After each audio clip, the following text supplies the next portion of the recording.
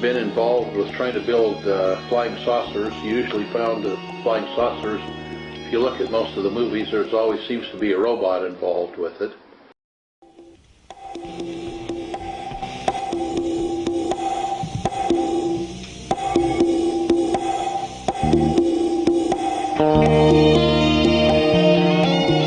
Very highly defendable. And that was very important because of my belief and the belief of many other people that I have great respect for, that the world is going through I'll call it a meltdown. Once the people found out what had been done to them by their representatives, they felt that it would be much better for their health and safety to be somewhere else. My understanding, it was the third ever closed session of Congress. We found that no matter where the politician was and what committee he was on, when top secret things were talked about, they wanted to close the session early so they could get out and put their tips out to the news. So we don't have any confidentiality in that, so it leaked out, I'm sure. Am I right in assuming that you wouldn't contradict those leaks? I wouldn't contradict them at all. Thank you. This is Bill Ryan and Kerry Cassidy from Project Camelot, and this is Monday, June the 29th. And this is a Project Camelot interview with a difference, because not only have I flown the best part of 8,000 miles, at least it feels like it, if it's not quite that many, from Europe to be here for the weekend, but we are also here with David Wilcock, who's also flown to Los Angeles here for the weekend to join us in a meeting that we had with Dr. Pete Peterson, who's a name that not many people will know, but maybe among the many extraordinary whistleblowers and contacts and researchers and scientists who we have had the great pleasure of talking to, maybe one of the most important. And yesterday we were talking off record for the best part of 12 hours, and our minds are still digesting an enormous amount of extraordinary information that he shared with us, some of which is off record, and as much as possible, Pete is willing to put on record here, on camera, because you feel, don't you, Pete, that there is profound and important reason why the sort of people who will be watching this video need to hear what it is that you have to say. I want to salute you because you're a very brave man.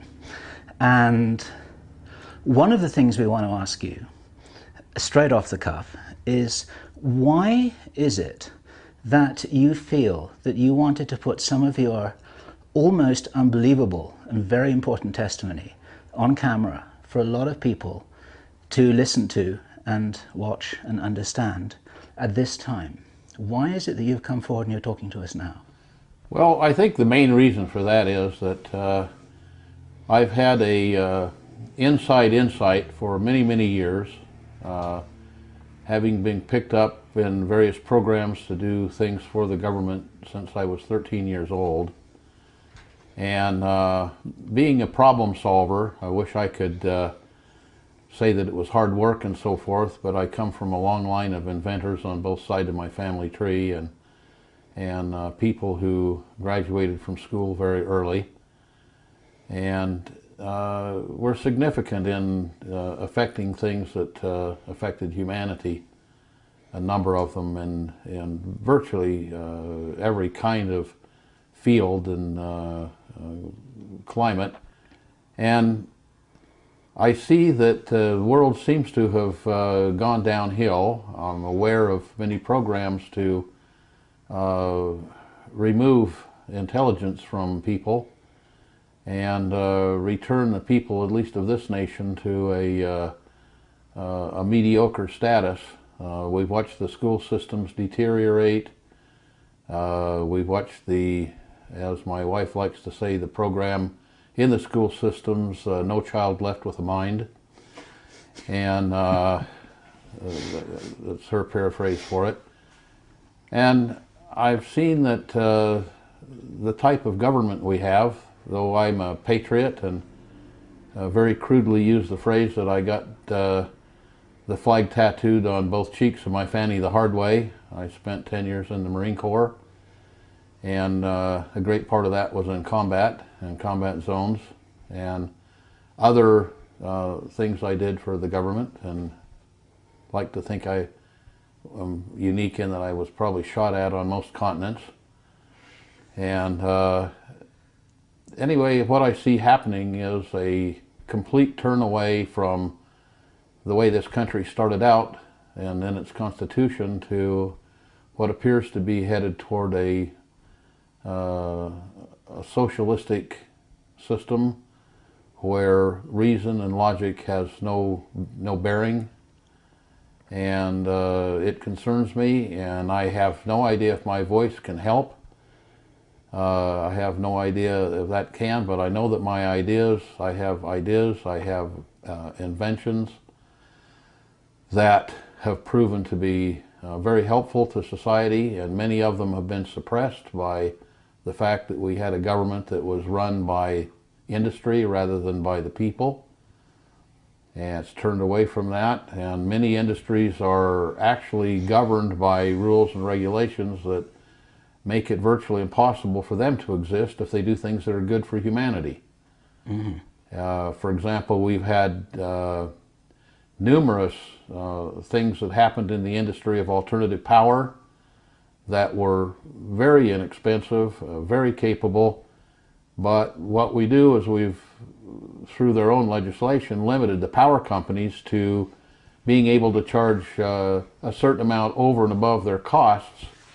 So when their costs went down, their profit went down, and they couldn't economically operate.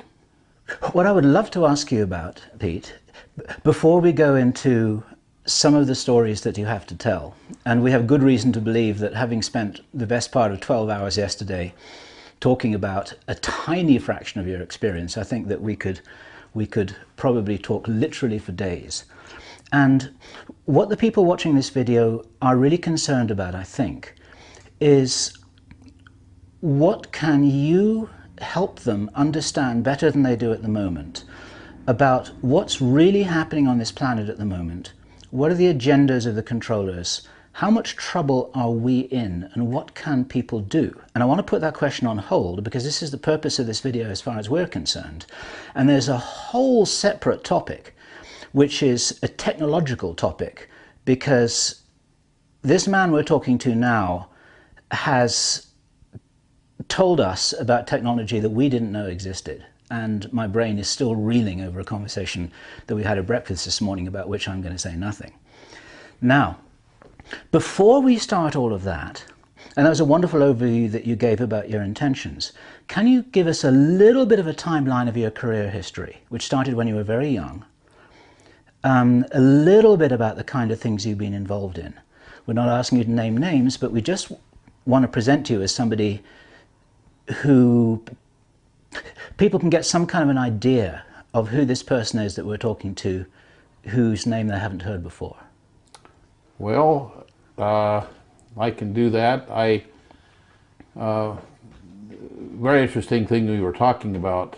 I have no idea where these thoughts came to me, but I know that very early on in life, I was so different from the people around me that I thought that probably I fell from the sky in a titanium egg and landed in my grandfather's orchard, and my parents found me there. And I think you're probably right, actually, having talked to you for 2 days. And until I was about 22, I actually believed that. He is real. He's solid. He's real, huh?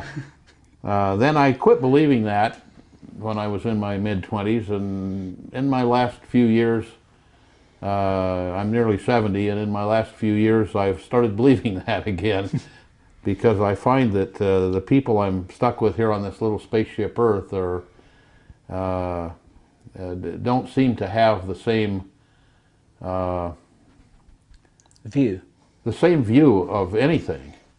And it may be that I'm just wacky, but my wackiness has made a lot of products and made a lot of sense to a number of people throughout my life. When, for some reason, well, probably genetics, because I have on both of my parent sides, I have long lines of geniuses that extend back in history. And I grew up in a home that was entirely powered and heated and cooled in a very temperate climate, was powered by the sun and by atmospheric pressure change. It was a home that had a gallery inside of it, much like Mexican haciendas, but was covered, where we grew all of our meat products in the form of chickens and rabbits and such, and where we grew all of our food products. So you had an interesting and unusual upbringing. Had an interesting and unusual upbringing, and we drove in cars that my father made and invented, and we lived in homes that my father built out of strange materials that were very highly insulated. My dad was a pioneer in tilt-up concrete buildings, and was an engineer for the military when in my youth through Second World War. And you were handpicked and chosen for a special program when you were as young as 13. Is this yes, right? I distinguished myself at age 10 by building a number of rockets that held altitude records, world altitude records, and by inventing a material that's used even today to power solid fuel rockets. That material got out of my hands because I'm not a businessman and wasn't a businessman, and freely gave it away, and other people capitalized on it. But I liked explosions, and so early on started building rockets. There's a wonderful story that you told us yesterday that we'd love to say again very briefly, and I'm going to be using the word briefly in my questions here with an apology, because we know that you could talk with us literally for days about the extraordinary experiences you have, the things that you know, the things that you've been told, the things that you strongly believe with good reason. But one of the stories that we want you to tell is what happened one day when you were 10 years old with a bunch of adults and you had an extraordinary experience. Well, that I'll preface that just a little bit with the fact that as I was growing up, it was in a very small town, small country town, about 3 blocks long, and not a lot of people. My parents had a home that had a formal garden, and many of the local people would borrow that for weddings and family reunions and things like that, which my parents gladly lent them the facilities. And there was a wedding that went on, and as I remember, it was kind of in maybe June or July of 1950. And at that point, I had very limited educational resources in this tiny town, but one of the books that got me very, very interested in ancient peoples and anthropology and archaeology was the book that was written about the discovery of King Tut's tomb. And about the time I finished that book, it got me very, very excited to learn about the Egyptians and learn about the technologies that they had and who they were and how they built the pyramids. A lecturer came to town, the man who wrote the book Kon-Tiki, Thor Heyerdahl, and then that got me excited, so I decided I wanted to be an anthropologist, archaeologist, and was dead set on it and reading everything I could get through the state library system on that subject. And along came this wedding, and just about as the preacher was to say the words of destruction to the bride and groom, someone pointed up the sky and said, "What's that?" And everyone turned around. There were about 130 people there, and everyone turned around and looked, and for the next 2 hours, everyone at the wedding watched a series and groups of what I can only call flying saucers flying through the air, some as close as maybe 100 feet and some as far away as maybe 20 miles, put on a spectacular show, and everyone there saw it, as did many people in the surrounding community. Were they all the same? No, they were there were very different ones. Some were the shape of a pencil and seemed to have windows along the periphery. Some were round like a ball, some were saucer-shaped with a bubble or a dome on top, some saucer-shaped with 2 or 3 bubbles on the bottom. If you go back and look through the various flying saucer sightings that we've heard about over the years, there was probably 1 or 2 of everything we've ever heard about. And these things would dash away, clear out of sight, and come back. They would run away from the people at the wedding party directly, so you were looking just at one spot. And the significance of this is that at this point you made a major life change, right? At this point I made a major life change. I decided I was much less interested in King Tut than I was in having my own flying saucer. Right. And so immediately started studying science. And so I've studied science ever since, and much of it toward the end of building my own flying saucer. And over the years I came to the conclusion that it was, to build a flying saucer, you really needed to know first how to build what I call a Doctor Who phone booth. And for those who don't know, Doctor Who is a British science fiction spoof that runs on many stations in America about 1 a.m. to 2 a.m. and there have been something like 6 or 7 different Doctor Who's over the years. It's run so long. And Doctor Who had a red British phone booth. He didn't have a red British phone booth, he had a black police phone box. It was a police phone box. Ah, okay. It wasn't a red one. All right, but he had a 2-holer British phone booth, and he would go into it and it would become a time machine.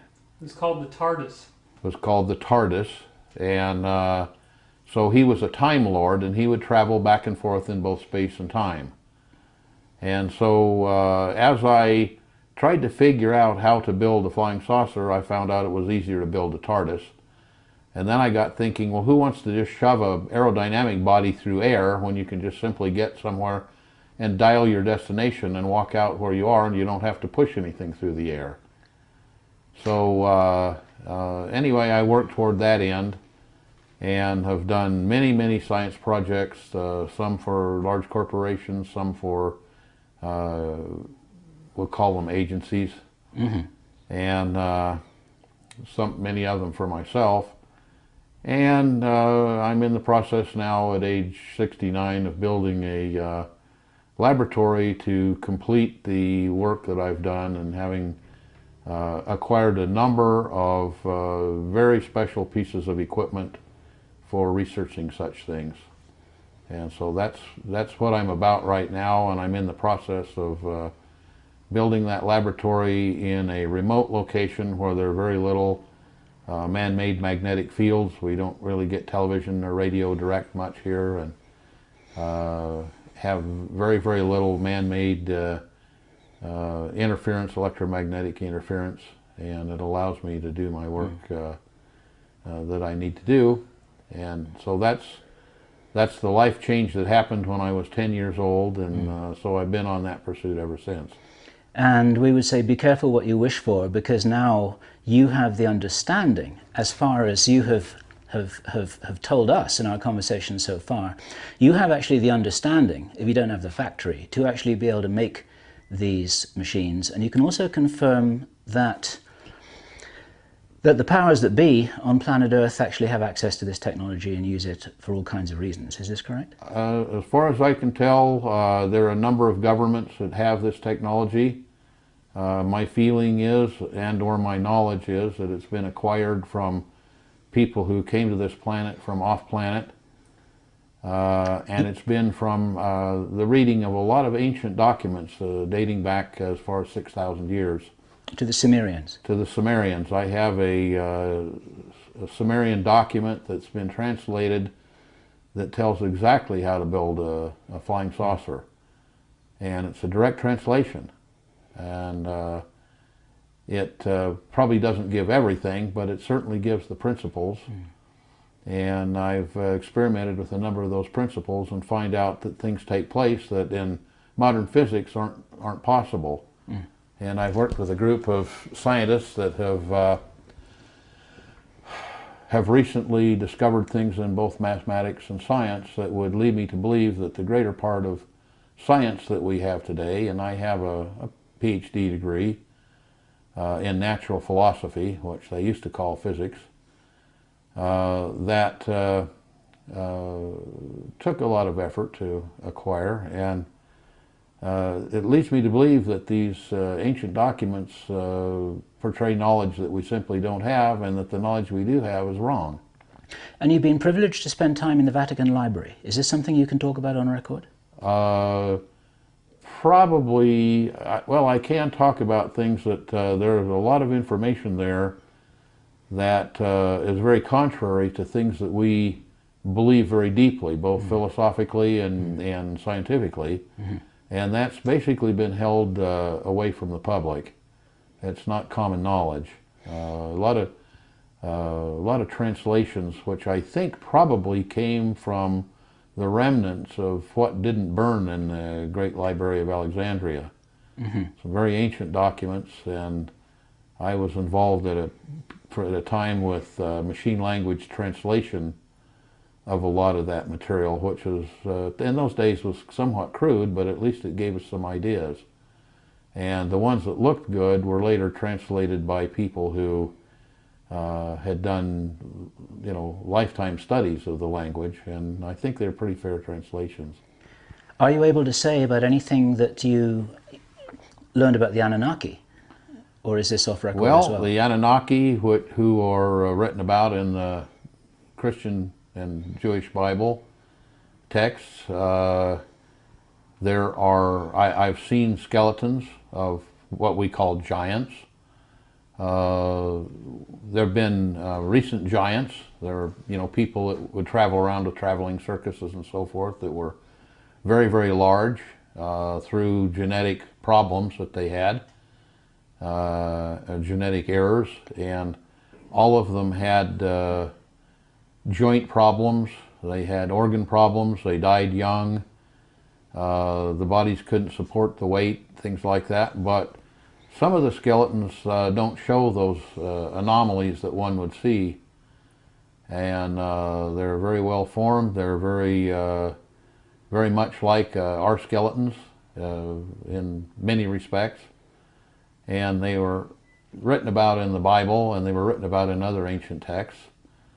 So one has to believe. I know that there were numerous suggestions that DNA tests be run on them once we got DNA testing pretty well down, and I know those have been thwarted by various religions and various school bodies, people not wanting to say that there are things that we don't understand, or that they don't understand, or that they don't want to understand. But we human beings are from ET lineage, are we not? My belief is that, I'll give you an example. Radiocarbon dating has become very, very accurate. And we have very good records of cavemen that didn't have a language. They drew some drew pictures, some didn't. We found caves with their tools in them, with the evidences of their civilization, with their making crude tools and things. And there have been a number of spots that those were found, especially in Africa and Europe and the Middle East. And then all of a sudden, over an 80-year period, emerged a civilization that for 3,000 years had the same language and the same religion and the same writing and the same mathematics. And it was very, very advanced from things that came afterwards. And, in modern history, since, let's say 300 BC, we haven't had any civilization that didn't change the language to where you couldn't read it in the 300-year period. Yeah. Now, many of the viewers of this video will be aware of the influence on ancient Sumeria, where this fully developed civilization seemed to appear from nowhere. I was just asking whether you can confirm in any way what a lot of people suspect, which is that we actually are have been created or engineered by ETs who knew what they were doing and who wanted to create us for special purposes? Well, I don't have absolute proof of that. That's one reason I'm building the laboratory here. But one of the things I did notice in the late 70s and early 80s, I did a lot of medical equipment engineering, and I designed a machine that would read a field that surrounded the human body and could give you a readout on the condition of the organs, organ by organ in the body, and then it could locate or find or even create a medication that would fix it. And one of the things that I found was in the early beginning that machine could pretty accurately come up with diagnosis rate of 50%. And of course I wanted it to be perfect, and spent a number of years finding out that the reason that I didn't get over 50% was because a lot of people had genetic errors in their genetic system, and as a result of that they had disease processes that were based on those genetic errors. So you had to treat them very differently as people that had a disease that was based on viri or germs or other parasites especially.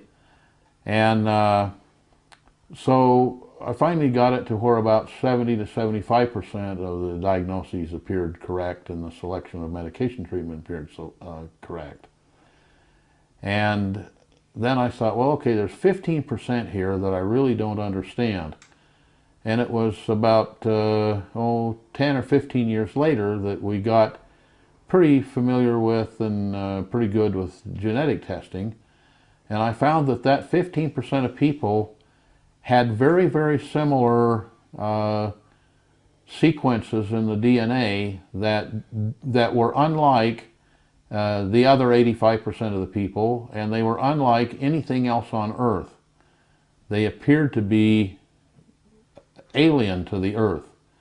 And so I thought, well, that could be through exposure to some form of solar radiation or some type of ionizing radiation. And so we looked at people that lived in areas that had natural radioactive compounds, like the areas in southern Utah where a lot of the carnotite and other uranium-bearing ores were mined, and people that spent time there, people that were in fallout zones of nuclear testing at the Nuclear Test Center in Nevada. We sent the Gemini capsule up, and it went up, and, well, the first capsule that went up, and so we're all sitting in mission control and called up and, ground to capsule, hello, do you read us? Comes back, and there was dead silence, and everybody laughed because we had the thing, the last guy that went to work had to be the guy that ran for lunch, and right down the street from JPL, right above the Rose Bowl, was like one of the first Jack-in-the-Boxes. And you'd drive in and you'd order, and then they'd repeat the order back, and it'd come back, you couldn't hear a word. And so everybody realized that these astronauts had taken their turn going and getting lunch, and et cetera, and everybody laughed and thought they were simulating the Jack-in-the-Box effect. It turns out that that's the best communication we had.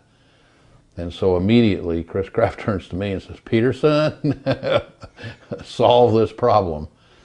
So I made a thing that we eventually called the lecture laundry, and it was a device that found out why such things took place, and they still take place. We still go to drive-ins and you can't understand a darn thing. But I built some no-noise microphones, but also had a device that removed all of that problem, and we found out there are 3 narrow pass bands where all the information of speech is recorded. 2 of them record the information. 1 of them gives you the identification of the speaker. But that one passband that gives you the speaker identification has to have a variable frequency start up and drop off. And so you have a little knob on it, so you turn it on in a lecture and you turn this knob until you can hear the speaker very, very clearly, and you can hear him perfectly. And you don't hear the airplanes go over, the police cars go by, people shuffling their papers, the noise from the cooling fan, the noise from the rear projection fan, etc., etc., etc. So anyway, one of the little things out of my life. But I used to build those, and when I moved to build my new laboratory 9 years ago, I quit building those. So that's one of the products I intend to put back in production. I checked to see why I couldn't get the final 15% of the diagnostic readings correct, and finally came to the conclusion that it was because these people had DNA that was had come from off planet, and that led me to think, well, if that's the case, there must be some kind of historical record. And when I went back and looked at the historical record, I found out that there are numerous records and numerous archaeological evidence that we were visited by people from off planet. And very probably, in my opinion, not only off planet, but extraterrestrial or extra solar system type of visitors.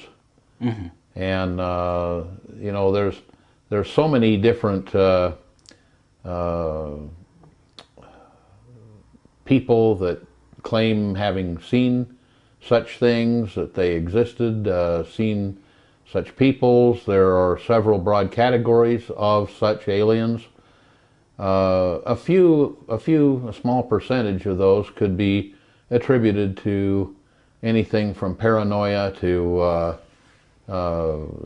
just tall tales or whatever. But when you have as many as there are, all the way down through all of recorded history, leads one to believe that it probably was very, very true that such things existed. And as an example, anyone who wants to find something from the past, read Ezekiel in the Bible. Yeah. In the course of your work, have you encountered any documentation about the existence of our relationship with creatures like this? I have. Most of them I can't talk about. Sure. But yes, I've seen things written by scientists that I have very high respect for. Some were teachers of mine. Some were people that I worked with scientifically in other fields. And there were casual conversations about such things. And that's why I have the beliefs that I have, that we have extraterrestrial DNA in our bodies. And some of us do. It's rather interesting to note that there's been a lot of supposition about various programs to reprogram people's minds, to throw their thinking off, to cause them to believe things that aren't necessarily true, but politically would be a very good thing for those in politics and in government and in religion. And it's interesting to note that mind control techniques work on 85% of the people. And the 15% that they don't work well on are people that have that particular DNA string. Okay. So another, you know, just another verification that those people are very different from the average person. Pete, I'm sure we're going to have tons of people wanting to know, of this 15% DNA category, is it all one type of person, like one race, or are they distributed throughout the population? And if you can't tell us, you can't tell us. No, they obviously run in family trees, along family tree lines or family lines, but they're pretty well distributed throughout all different cultures and races. Thank you. I thought that was the case. And which again would be to me a confirmation that they probably did happen, because why would someone come and select just one one race or one family line. So this is black and white and Right. red and Amerindian Red and yellow everything. and Okay. green and blue and whatever. Yep.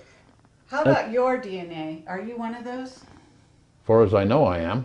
We probably all are in this room. And we probably all are in this room, as a matter of fact. I've found that as the last 10 or 12 years have progressed, I've noticed that many people, when I talk to about things that I know that are a fact in both science, mathematics, and in history, as well as in my belief system, I talk to certain people, and the 85% that I don't seem to have a medical problem with, i.e. the ones that have quote-unquote normal human DNA. I don't seem to understand what you're talking about. When I talk to them, it used to be that they would call me crazy, or it used to be that they'd be really interested and want to learn about it.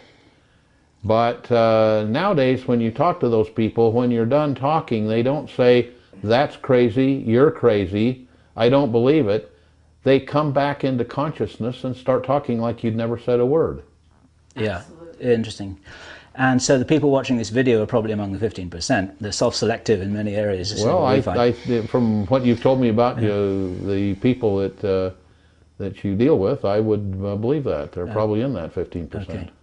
Now, there's so many places we can go from this conversation, but there's something important which I want to grab here and now, and that is, you made an allusion a few minutes ago to when you moved here 9 years ago to be in a very quiet, secluded place with your laboratory, which you're building to do your work.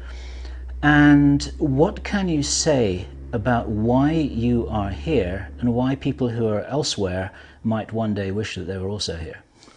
Well, that's something that in our talks of the last day or so we haven't really gotten into, but I'm in an area that had two requirements for me and for some of the people who I do various things for that are not to be named, but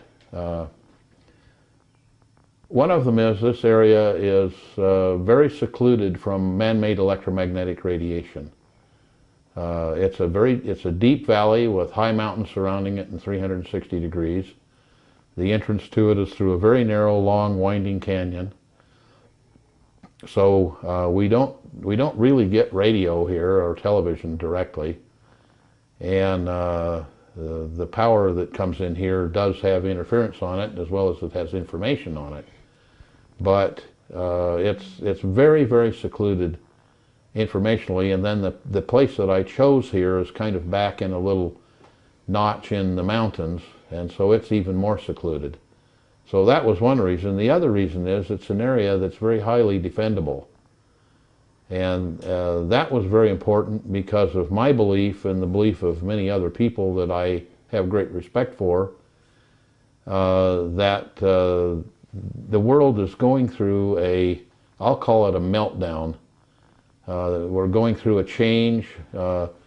The alternative thought, radio and television shows and motion pictures are all, and books and movies are all fraught with the fact that something major is going to happen in 2010 or 2012, the end of the Mayan calendar.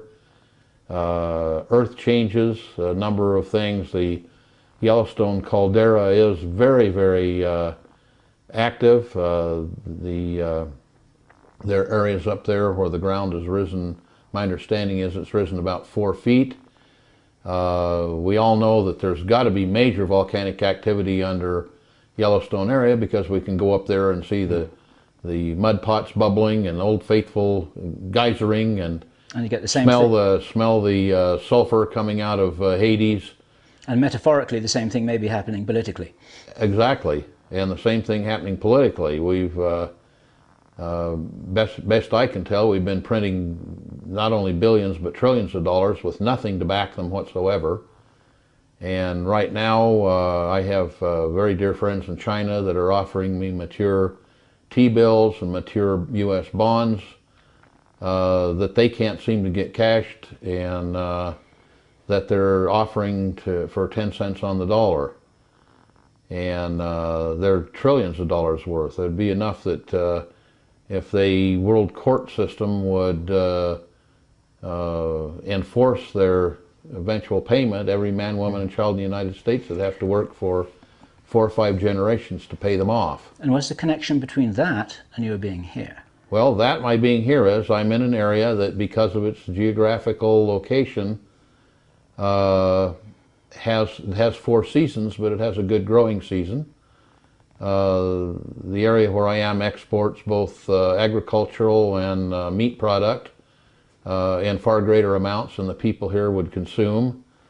1 pry bar or 1 stick of dynamite would shut access and not egress particularly, but it certainly would shut access off, so that if there were indeed a failure of the currency and the ensuing political and certainly geopolitical meltdown, this area would be very protected from large groups of people with no money and therefore no food and no energy and whatever. People come looking for food would probably come to an area like this. Is there anything you can say about your belief of the likelihood of these events transpiring? I've been led to believe in numerous briefings, and people that I know in fields that very definitely would know and so forth, they've all warned me that I should be at a place like this, and many people, even those from Europe and other places that had very heavy financial connections in major cities around the world, have closed those offices down, and a great number of them have expressed a desire to move here if they haven't already moved here. When you mean here to this particular area? Here to this particular area. Uh-huh. So you believe that there's something very important happening this year, and this is why you're talking. One of the reasons why you're talking to us. One of the reasons why I'm talking. I've kind of, if you would, come out of the closet, because I think that the people that I find have are the people now that are, say, 27 years old and younger, have gone through a school system that hasn't schooled them, hasn't trained them, and obviously, because if you know anything about education, has very specifically not trained them and not schooled them in political science, certainly, and in politics and in economics and certainly geoeconomics. And they just they don't have an idea of what's going on. And, you know, we look at a president that complained entirely about all the money that the previous president spent, and then in the first 90 days spent 10 times as much. And now it was turned over to the Fed to spend it, and the Fed, in congressional testimony on television, said, we don't have any idea where that money went. We have no idea. We can tell you where $2 billion of it went, but we certainly can't tell you where $7 trillion of it went or $6 trillion of it went. We don't have any idea. And, you know, the people have just let that pass by. Oh, that means that ourselves and the next 4 generations of progeny are going to have to work their whole lives to pay this debt off, and yet we don't even have any idea where it went or who has it. Mm-hmm. And it's certainly not out there helping the economy. Mm-hmm. Now, if this occurs, would this be a worldwide problem? Well, it is a worldwide problem. Okay. I mean, like the collapse of the look back at James Burke's programs on connections. And the thing of it is this is my opinion, but the unions had to do something to get the union members to pay their dues, and the only thing they really could do was increase their salaries. So the unions have increased their salaries to a point where the work has had to move offshore, because we don't have people that are willing to work and be blue-collar workers anymore. They want to work and get white-collar wages. The white-collar people want to get white-collar wages rather than wages that were consistent with their production. So in essence, they've stolen from the blue-collar workers and stolen from the rest of the world by loaning them money and then taking all their natural resources at very low rates. So this has happened all over the world. It hasn't just happened here. Mm-hmm. And so we're seeing economies beginning to fail everywhere. Mm-hmm. And we've been dealing with a system now for 70 years or better of fiat money, money that's backed with nothing. Mm-hmm. And it's like was said about the Irish when they moved into New York and into Boston. Everybody made money by taking in the neighbor's wash. Mm-hmm. Sure. In your personal opinion, and if you can qualify that personal opinion, it would be useful. What do you think may happen if there's some tipping point of social instability or financial instability that occurs before the end of this year? Well, what can people expect? Let's take a look at the Depression of in the late 20s. People had ethics. They had morality. Ethics and morality were removed from the school systems 25 years ago, and for specific reasons. It had nothing to do with reasons of ethics or morality. It had to do with political reasons. So they were taken from the school systems. So in the 20s, when we had a depression, people would go out to farmland and knock on the farmer's door and say, "Ma'am, I got 3 little kids that need to eat, and I'll shovel manure, I'll dig potatoes, I'll hoe the weeds out of the garden, I'll do whatever I need to do to get something to feed my kids." Now what people have been taught is that they're owed a living, they're owed to live like television says that people should live, and they don't have an ethic, they don't have a morality. And so what happens is if we have a financial collapse, it won't be like the 20s. It's going to be like today, and you're going to have anarchy and absolute chaos. And the government knows that. They've recently asked the service members if they would fire on civilians if they were asked to, which is entirely against the Constitution. We had a Second Amendment, and the founders of our country, in writing after the Constitution about where the Second Amendment came from, didn't say that we should have the right to keep and bear arms so that we could go get a deer and feed the family. They specifically stated we had the right to keep and bear arms so that if the government, with its military, got out of hand and tried to suppress the Constitution of the civilians, they could take control back, because the government was supposed to lie in the hands of the people. Mm-hmm. Now, not that I believe that the people are smart enough to handle themselves, because they're not. Otherwise, we wouldn't have had the last several presidents that we've had. We'd have actually had senators and congressmen thrown out because they wouldn't do for us what was necessary. Mm-hmm. And the senators and congressmen had no option, because we had so many splinter groups that they had to keep satisfied that they couldn't do what was necessary for the people as they were charged to do. Is there anything you can say on record about a recent congressional session that you attended?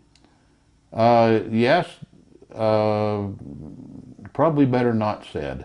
Okay. But just note that there was the third, my understanding, it was the third ever closed session of Congress. Okay. I understand. But and it is on Google, so... I think many things have leaked out about it on Google. Mm-hmm. We found that no matter where the politician was and what committee he was on, when top secret things were talked about, they wanted to close the session early so they could get out and put their tips out to the news. So we don't have any confidentiality in that, so it leaked out, I'm sure. And am I right in assuming that you wouldn't contradict those leaks? I wouldn't contradict them at all. Thank you. But weren't they told to, weren't some of them getting out of the country to relocate in South America? Ask them that. That's my understanding. Because George Green has given us testimony to that effect. Yeah. That's my understanding, that a number of them felt that once the people found out what had been done to them by their representatives, they felt that it would be much better for their health and safety to be somewhere else. Mm-hmm. And that kind of says it all. Do you know anything or suspect anything about, once the financial system fails, if it does so, what would it be replaced by? Well, up until a few days ago, I would say it would have been replaced by a world currency. Remember, the last 4 presidents have all been members of the Council of Foreign Relations, and have openly stated that they're moving toward a one world government. and believe we should have a one world government. If we had a one world government, we'd probably have a one world currency. And it might even be they were smart enough to have a currency that was backed by something real, like gold or silver or various metals. I've always wanted to see a commodity-backed currency.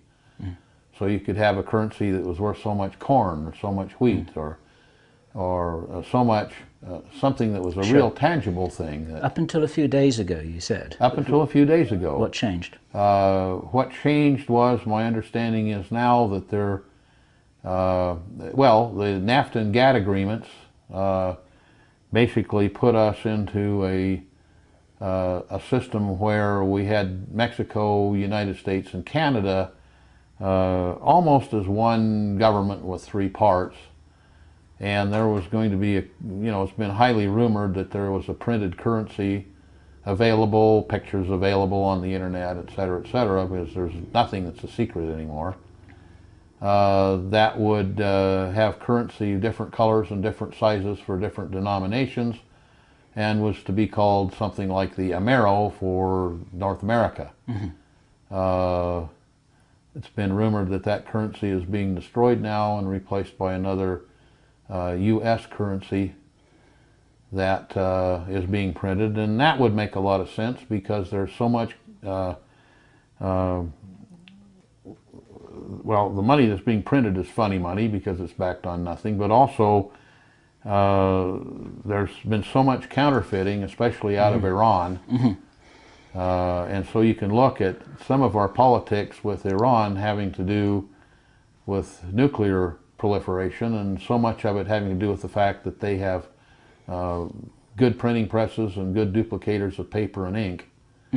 And there's been a tremendous amount of currency that we know has moved here from Iran that is counterfeit. And it's rampant. Yeah. Many people watching this video will be aware of what David Icke has been talking about. And we spoke to him at length earlier on this year, and one of the drums that he's been beating is about what he feels is the danger of the population being chipped as a means of control, which is going to be linked with their ability to operate financially at all. Can you comment on that at all? There are a number of things to lead one to believe that they are going to be shipping people around. There are a number of places that there's no explanation for, but very large concentration camps have sprung up. One of them very near where I live here, that's very large sized.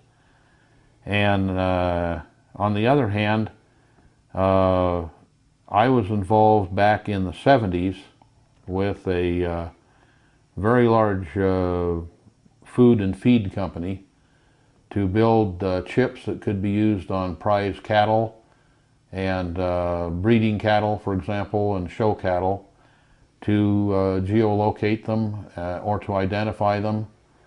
And that technology has now been reduced down to things that can be injected through a hypodermic needle and in the body and identify people. And the currency that I'd heard about that was to be a one world currency was based on being chipped, and the credits, if you would go onto and off of that chip by a method similar to Bluetooth that's used today.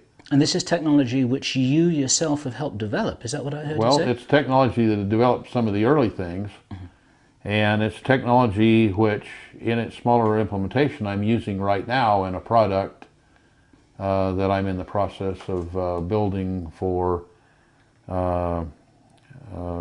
geolocation and anti-theft, because there's so many people being kidnapped and sacrificed for their organs, or being kidnapped and held for ransom, not the least of which is around Mogadishu area and in the Mediterranean, but also even in Mexico. A tremendous number of people being kidnapped for ransom there, both their own people and visitors. There's a problem tracking containers. Problem tracking sea land containers as well. Why is it important to track these containers? Well, there are around 10,000 containers a day coming into the country that are never physically inspected. And we know that weapons of mass destruction though this is not totally announced, but we know weapons of mass destruction are coming in those containers. We know terrorists are coming in those containers because we see the evidence of it afterward. And thank God the government has picked up a lot of these things later. But the containers, and a lot of them are shipping contraband. A lot of them are shipping, we saw the dog food come in that was laced with melamine because it wasn't inspected. Now, we just did a tape change here, and just before that little interlude, David was very keen to ask Pete about his view about how can we transform these danger signs into something that is a healthy warning to us, and what sorts of proactive, positive thinking, responsible actions can we take without just blindfolding ourselves and ignoring whatever real risks there might be there. Now, this is my bridge because I want David to ask his own question. This is one of the reasons why he's here with us. We have a huge respect for David, his intellect, his perspective, his experience. And David, this is all yours. You want to talk to Pete about this very important thing here. Sure. What I wanted to say was just that I have a perspective which includes documenting my dreams every day for the last 17 years, following their guidance, getting accurate information from that guidance. Yesterday morning, while we were talking about all these things, I had a dream in which there was a volcanic eruption. It looked terrifying. There were rocks flying into the air, and everybody around me thought we were all going to die. We ran under these trees. The rocks fell all around us, but we were all fine. Nobody was actually hurt by it. Obviously, it was a disaster. Obviously, it caused property damage, but the people were okay. And that's one of many different varieties of data that I've gotten to suggest that even though things look like they could be really austere and apocalyptic, that humanity will persevere through this, and that we will be able to have a positive outcome on our own future, and that this is not a situation that's completely outside of our ability to manage. Well, David, you had a question that you asked me just before the break, and I think we're going to agree, but okay. Go ahead and ask that question again, or make that statement again. It was a very good question. It was about prior warnings not having come to pass, and okay, therefore yeah. Why should we be concerned? Yeah, let me give you some prelude to that. I spoke with another witness who was involved in various compartmentalized projects, one in particular, which was at the Montauk base. And he had extensive contact with people on the inside. And one of the things that he said was that the superdomes that were built in all the major cities were intended to be large holding containers for people to be herded in. And he said that there was a plan that the Rodney King riots would foment enough social upheaval that they would be able to actually round up black people who were rioting in the cities and put them inside these domes and basically keep them in there until they passed away. And that was a plan that was made, and it obviously did not happen. And so we've heard from many Project Camelot witnesses similar plans, timelines in which the powers that be, whoever they are, say apocalyptic things are going to happen. The dates come, strange things happen, yes, but it doesn't lead to an apocalypse scenario. So in private conversation with us, you had mentioned that there were other dates that came and went where they had said something like this might happen. They told you, some friends of yours inside told you something like that, and then it didn't actually turn into a social breakdown. Yes. Okay. I did say that, and so the question is? Well, the question is, in terms of, you had mentioned before that people have a conditioning to not think, and a conditioning of mind control. And you said that there is a degradation in the moral fabric of our society. So I think what we really need to know on a personal level is, what can we do to help ourselves not be indoctrinated by this passive programming that's coming out to us? And you mentioned aversions of mind control and things like that. I think that's an important key to not getting stuck in this trap. I moved here because I was told by various people that I should geolocate and be in an area that would be safe when we eventually got a financial and therefore political collapse. And so there are certain things that I've done to make sure that myself and my family and my friends are safe from that.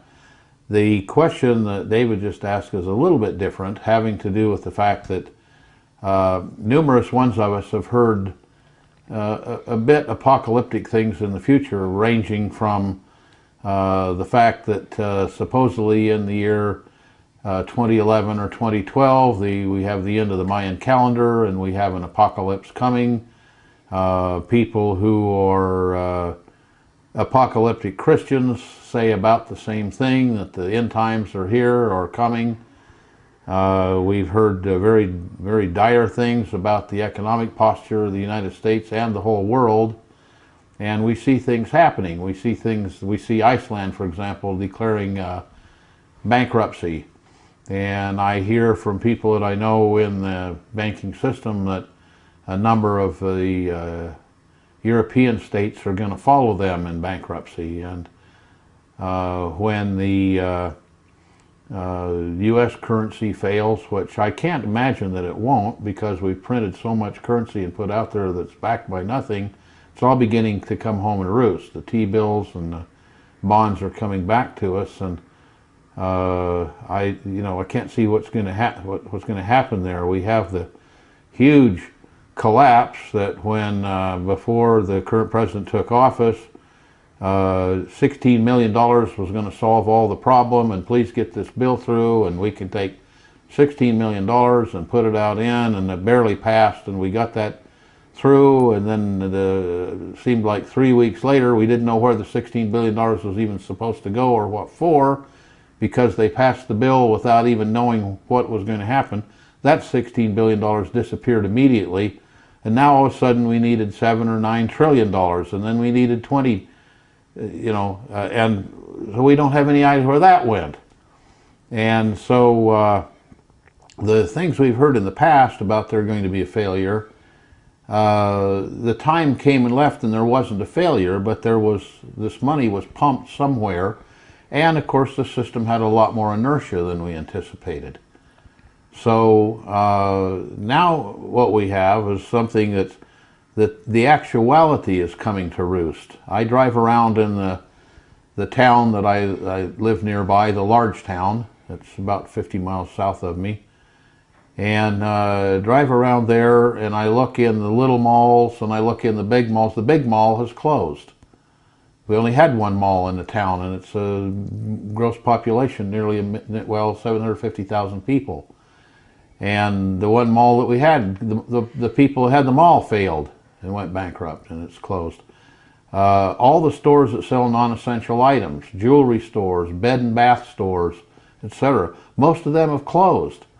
Sporting goods stores, most of them have closed. What you're saying is that we haven't been here before. So we haven't really ever been here before. We've heard that things are going to happen, things are going to fail, but life continued on as normal, and the government continued to print money and pass it out to its friends and so forth. And so therefore, we're in a bit different set of circumstances. I moved here in 1999 because I was told by 2001 that the system was going to fail. And here we are 8 years later, or 9 years later. In fact, you were ordered to come here. I was. And so we found out that no, it didn't fail. And I'd go for a briefing, and there'd just be a shock. We don't understand it. We don't have any idea why it hasn't failed. I mean, we just don't know. The only thing we can do is say there was so much inertia.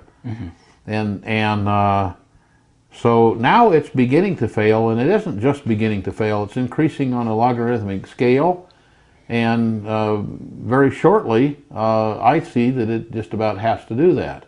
Which then brings us back to the first question that David asked just before the break was, what do I see that we could offer the listeners out there, something that they might do? And I can say, well, in my personal opinion and what I've done, I put my money and my talent, my skills, and my abilities where my mouth is. I've come here and I'm self-sufficient. I grow all my own meat. all my own vegetables. I have stored up those things that are going to be critical to society. I picked up the tools that I didn't have that allow me to do things in a such an environment and such a society to produce things that are going to be necessary for people to have. And you can even make your own radio and probably fuel your own truck. Exactly right. And I have a number of vehicles that I now have engines that'll burn alcohol. I have the equipment, and I have the seeds, and I have the tractor, and I have the land, and I have the water to grow material that I can make alcohol from at a much larger rate than I need. Now, a lot of people listening to this will say, but I'm in the middle of a big city and I've got a wife and a mortgage and 2 kids who are at school, and I hear what you're saying, but what can I do? I'm not in that situation. What would you tell them? Well, I've taught survival for better than 40 years. And my particular area of expertise in survival was urban survival. And I was asked to write a book about urban survival, and I started the book out, and I can tell you that, and we got into that a little bit earlier, I can tell you that today there isn't any such thing as urban survival. Who knows their neighbors? In 29 people knew their neighbors, and they had ethic and morality. Now the ethic and morality has been taken away from the children, and the children are now in their 20s and 30s. The community's gone. The community is gone. We don't have a community that would do that, and we have people that have children, and now some of them have a couple children. What are you going to do when your kids say, Daddy, my tummy hurts, I haven't had anything to eat for 2 weeks, and you smell the next door neighbor over there who was a wise squirrel and put something up, and you smell him out on his barbecue because he's got no power but charcoal, cooking a couple of freeze-dried steaks. And you have to ask yourself, what would that person do? Okay. But there are a lot of psychological operations that have been put in place in preparation for all of this. And there's mental self-defense, or mental preparation, emotional preparation, spiritual preparation. Is there something that you can speak to about that, whatever people's circumstances are? I will do that, but first I want to suggest that take a look at the things that have happened. Forget the political, economic situation. Let's take a look at things that have happened in this country over the last, say, 4 or 5 years. You've got the debacle that occurred in New Orleans, and then you've got the next debacle that occurred in Texas and Mississippi. And you got to see that, no, all those people couldn't leave town because they got out on the freeway, and the freeway was jammed, and everybody got stopped, and they ran out of gas, and there wasn't any gas. The people that owned the service stations left to get out of town also, so there wasn't anything for the service stations. You look at New Orleans, it was, I knew people that were getting water to New Orleans that had been ordered a year. It was a year until it got delivered. There were people who got thousands and thousands of trailer houses that were stuck in the Midwest and never got shipped down there. Nobody got to use them. But by the time they got where they could have put them down there, the things had already decayed, and they found out they were made with the wrong materials, and they were outgassing toxic things. Yep. That was how well the government was prepared for that, and they saw it coming and saw it coming and saw it coming. Nothing happened. Then you look at the people that live along the Mississippi River and its feeding tributaries, and they've had floods virtually every year, and every year they have floods, and they go back and rebuild their houses with lots of insurance money, and then they have floods the next year. We have, the weather is changing, and I think it's changing to the colder rather than the warmer, but anyway, the weather is changing very definitely. It's changing right here where I live, tremendously so. And the last couple winters we've had 2 to 3 times the snow that we had the previous 10 years. And then we've had water from it, the major water problems. We had droughts for a number of years, and I live near a huge reservoir that holds enough land to irrigate the whole southern state a year or two, and it's been absolutely dry in the bottom, hardly a trickle, and now it's clear full and spilling over. So in summary, you're saying that as a scientist, as an intelligent man, as somebody who's well connected on the inside with other scientists and other intelligent men, you think that there's a real problem? I think that there's a major real problem, and I think that people who don't see that and don't realize that simply have put blinders on. And I think that what they should do is think, you know, maybe there's something to this, but at least we see that in major areas of the country, there have been problems where people needed to have a little supply of food left because they couldn't get to a store. They need to have things that if they have to leave their home, like in the area that I'm in, and in California especially, and in other states especially, there have been major fires that have gone on. People have been moved out of their homes, and when they left their home, they came back and they're crying on television, oh, everything's gone, everything's gone. And yet some of those people went to survival lectures that I gave, and they had copies of their driver's license, copies of their marriage license, copies of their insurance papers, copies of all the things they needed to have copies of. They had extras of all the children's pictures and extras of the journals and so forth put away in another location. And these are things that people can do to assure continuity, even though there may be something come. California, we hear predictions about earthquakes all the time, and we see earthquakes all the time. And some are small and some are larger, but we hear the people that actually are predicting those things predicting very large earthquakes.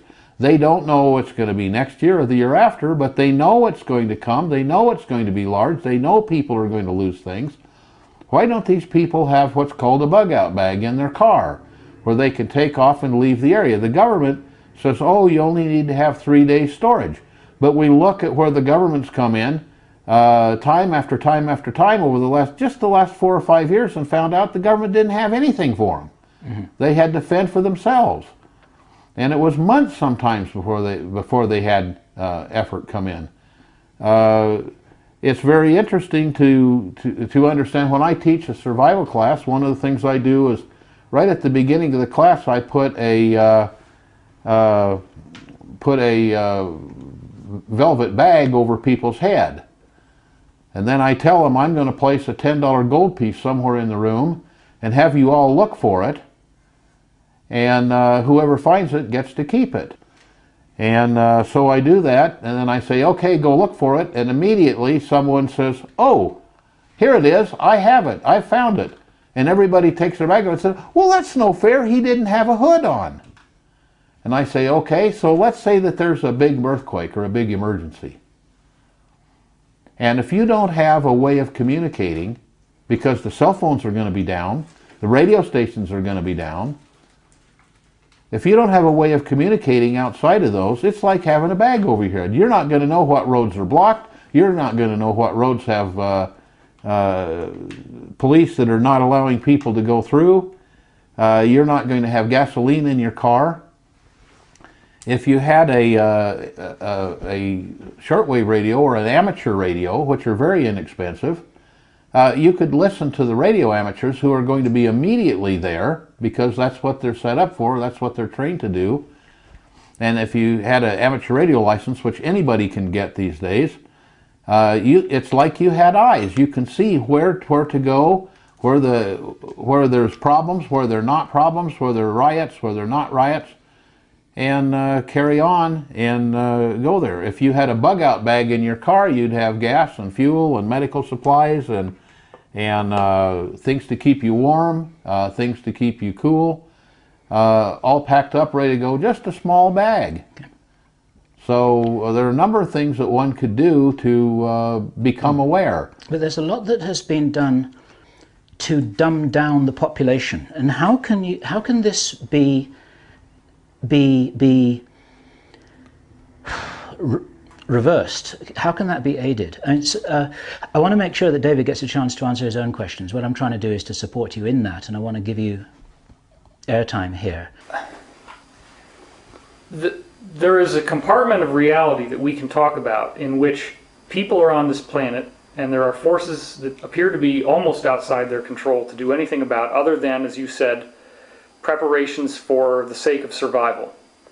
Then we also have another context, which is that you are apparently directly aware of extraterrestrials who are not strictly negative. In fact, you mentioned to us before that a lot of them are positive. And we know they're out there, we know they're visiting us. And while I don't believe they're going to just come down and save us from problems, there appears to be a greater reality that we are all involved in, and that this situation, my understanding is that the situations we're going through are going to be instrumental in helping to purge the negative influences on this planet that have been prevailing for so long, not make them worse. There will be certainly a crisis time that we go through, but that's part of a passage into a more organized and enlightened society. That's how it's been explained by many different accurate sources, in my opinion, including ancient prophecies that speak of the coming of a golden age. Well, one of the things that I did in studying survival was I went to numerous places on the face of the earth where there were survival type things taking place, whether it be genocide in Africa, whether it be eruption of volcanoes, whether it be tornadoes and tsunamis. I've gone to those places studying survival, and I know one thing. There's one person I can rely on, and that's me. And all the rest is conjecture. I found out that the people that survived were the people that were prepared, and some were prepared mentally, and that's the major preparation that you could do. But I know that when you believe in other people, that may or may not happen, but if you believe in yourself and follow up, it does happen. And you don't have any worry. And I found out that a few days or a few hours or even a few minutes can be the difference between life and death.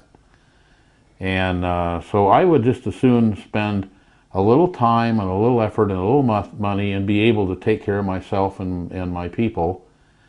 And if other things happen, so much the better. I have things I can share with others.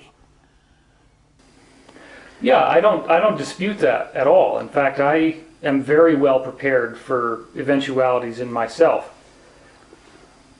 We also at Project Camelot have interviewed enough different witnesses that we are trying to look at the big picture perspective, and I do believe that we have an intelligently guided planet. I do believe that the things that happen on the planet are not random, and I do believe that society itself is going through an evolutionary process. And a lot of the things that you shared with us already off the record revealed that there are potentials of the human being much greater than what we currently understand. You've also suggested that there are efforts to suppress our natural ability that have been put in place. And I think that while absolutely preparing is important, I think anything you can tell us about how people can strengthen their intuitive faculty so that they have an ability to get in touch with that part of themselves that does have the knowledge. You've mentioned remote viewing before too. If they have some way, something you can share with us, a way in which people can greater empower themselves to the greater awareness that they actually possess, and how that could help them through these transitional times. I think that would be important to hear. Well, actually, strangely enough, we really agree. And I think we're both saying that one should do both, because then you don't have to rely on anything. You don't have to rely on somebody else. And that's the problem. What's been taken out of people over the last 20 years is responsibility. People have to take responsibility.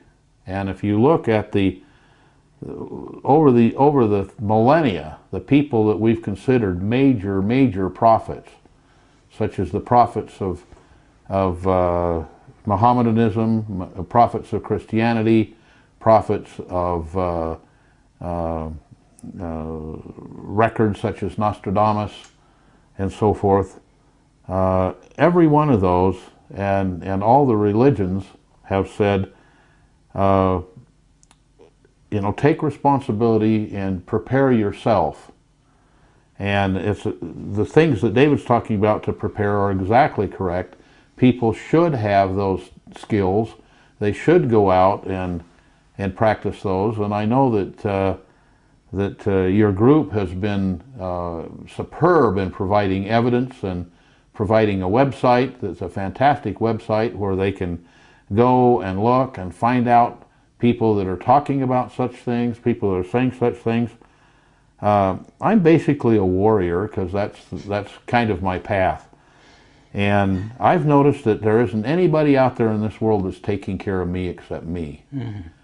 And that's not necessarily true, because the knowledge, the intellect, the experience, the vast experience that I have, has been handed to me on a silver platter. It's like I stuck my hand in the air to volunteer and got a hiccup in my rotator cuff, and my hand just stayed up, and I ended up volunteering for everything. And everybody thought I was volunteering, and so I got stuck into a number of different things. But none of it, as I look back on it, was by accident.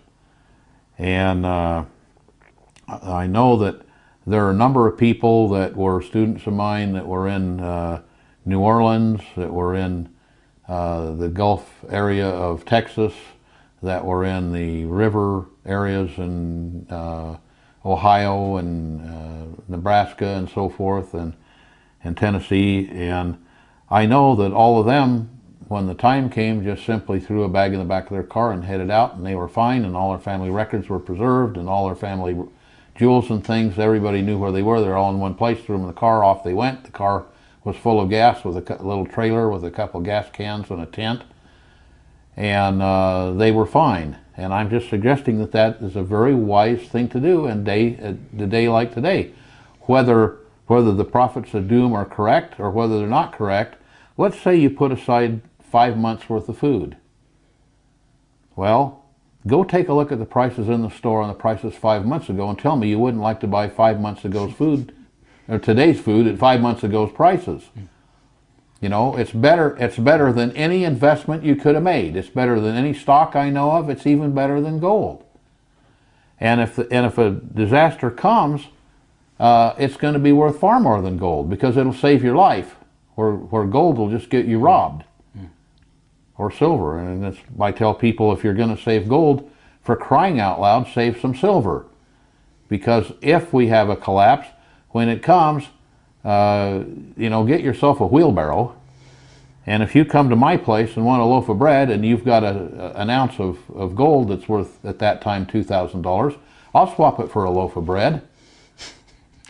And if you got a quarter, yeah, that by that time is worth $3, a non-numismatic silver quarter, I'll swap it for a loaf of bread. Take your pick.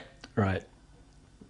So there are things that people can do that, and there are things that they can do. There are a number of remote viewing courses, and many of them are very good. I'd suggest you do remote viewing. But I said, besides remote viewing, I know one thing that's certain. I can take my little ham radio, and I can pick it up, and I can call on the ham radio repeater, and I say, what's the traffic like on Route 17 going out through Palmdale? And somebody's going to say, oh, all the cars are stopped and they're not letting people through. Or they're going to say, oh, the traffic's flowing just fine, and I know that's the direction to get out of town. Sure. A lot of people would want us to ask this question. It's almost a matter of duty, and that is, how much does Obama know about all of this, in your opinion? That's a strange question. I can't imagine anyone accepting the job of president with the current situation. I can't imagine that. So, in that respect, I have to say he can't be very intelligent. On the other hand, he's an intelligent man. He certainly is an intelligent speaker. And of course, he was a debate king, if you would. And I know that when he got his first briefing, because I had friends that were present, said that he was so shocked that he had to sit down when he found out what really was happening. This was before he took the office. Now I think that he's found himself in a river that's flooded and headed south, and he's got a little boat with no oars. And very steep canyon walls. And steep canyon walls, and he's just paddling with his hands as fast as he can paddle, and trying to do the very best job that he can. He's has a few really good people around him, and I don't think that I really don't believe he has a hint how to stop what's happening. I don't think he has a hint how to stop the flood, because it's behind him, and it's coming on, and he's being driven by it, and there's not much he can do. Now, speaking about having good people with him, just using that turn of phrase, would you confirm that there are good people who we have euphemistically called the white hats in the government and the intelligence and in the military who themselves are patriots as you are and who are trying to do their best from the inside to avert these things. Absolutely. There are many people that left the military. Most of the good people left during Clinton and Bush because they couldn't pledge allegiance to the president because of the things that were being done. So many people left. On the other hand, there were many people that stayed behind because they knew they were going to be needed, and they sacrificed not principle, but they had a higher knowledge and stayed behind so that they could apply the knowledge that they had when the time came. That's where they thought they would be most valuable. That's where they thought they would be most valuable, and they were the true patriots because they did what was best for the people rather than what was best for themselves. And these are the people who are keeping you informed sometimes, is that Some right? of those people are the people who are keeping me informed. I understand. I mean, it's more that they're keeping me informed because they call me for ideas, and I'm kind of an idea man, and they call me and ask me what might we do here and what might we do there. Because you're above all a problem solver and a technological... I'm basically a problem solver. Do you think there's ever going to be a disclosure that any of this stuff about UFOs or other races not born on Earth would ever get out to the public? Well, I think it's interesting. I've been told that a number of the apocalypse films that have come out recently and a number of the science fiction things that have come out recently as movies have been partially funded by the government. Wanting to get familiar in our minds the idea there might be people that could come and help us. There might be some kind of divine providence that would help as well. And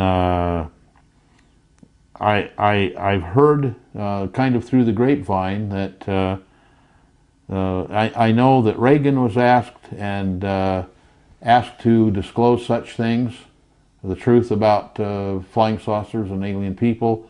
I know that JFK was asked those things and said he would do something, and I know there was pressure put to bear on both of them to say nothing. I know that the current president, I don't know this, I have heard that the current president was planning to make such announcements later in the year or late in the year. And whether... Are you willing to say the date when you and that information that you I know date I was told, and I can tell you the same people that told me that date told me that the U.S. currency would fail in 2001 when they ordered me to move here. Okay.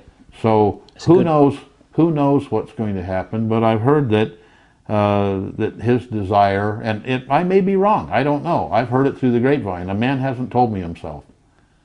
And he's under orders, isn't he? He's just the front guy. My feeling is that we haven't had a president since right after George Washington that wasn't under orders from someone else. And if you go back and take a look at it, it's pretty obvious. And then if the guy doesn't obey those orders, then he may find himself in trouble. May find himself in trouble. And you want to talk about who's behind him at all? I really don't. Okay. Well, about the announcement, though, you were working up to an announcement. You were saying that he may announce something at the end of the year. What would that be? What does your grapevine tell you? My grapevine tells me that he was going to announce that that there are indeed such things as flying saucers, and there is indeed technology transfer, and there is indeed beings behind it that didn't come from this planet. And how many different kinds? You know, we're getting into speculation here that, Understand. you know, whether the person that told me would know, I have no idea. Whether the president would know, I have no idea. Whether we even know, I have no idea. Sure. But a number of them, more than say 3 or 4.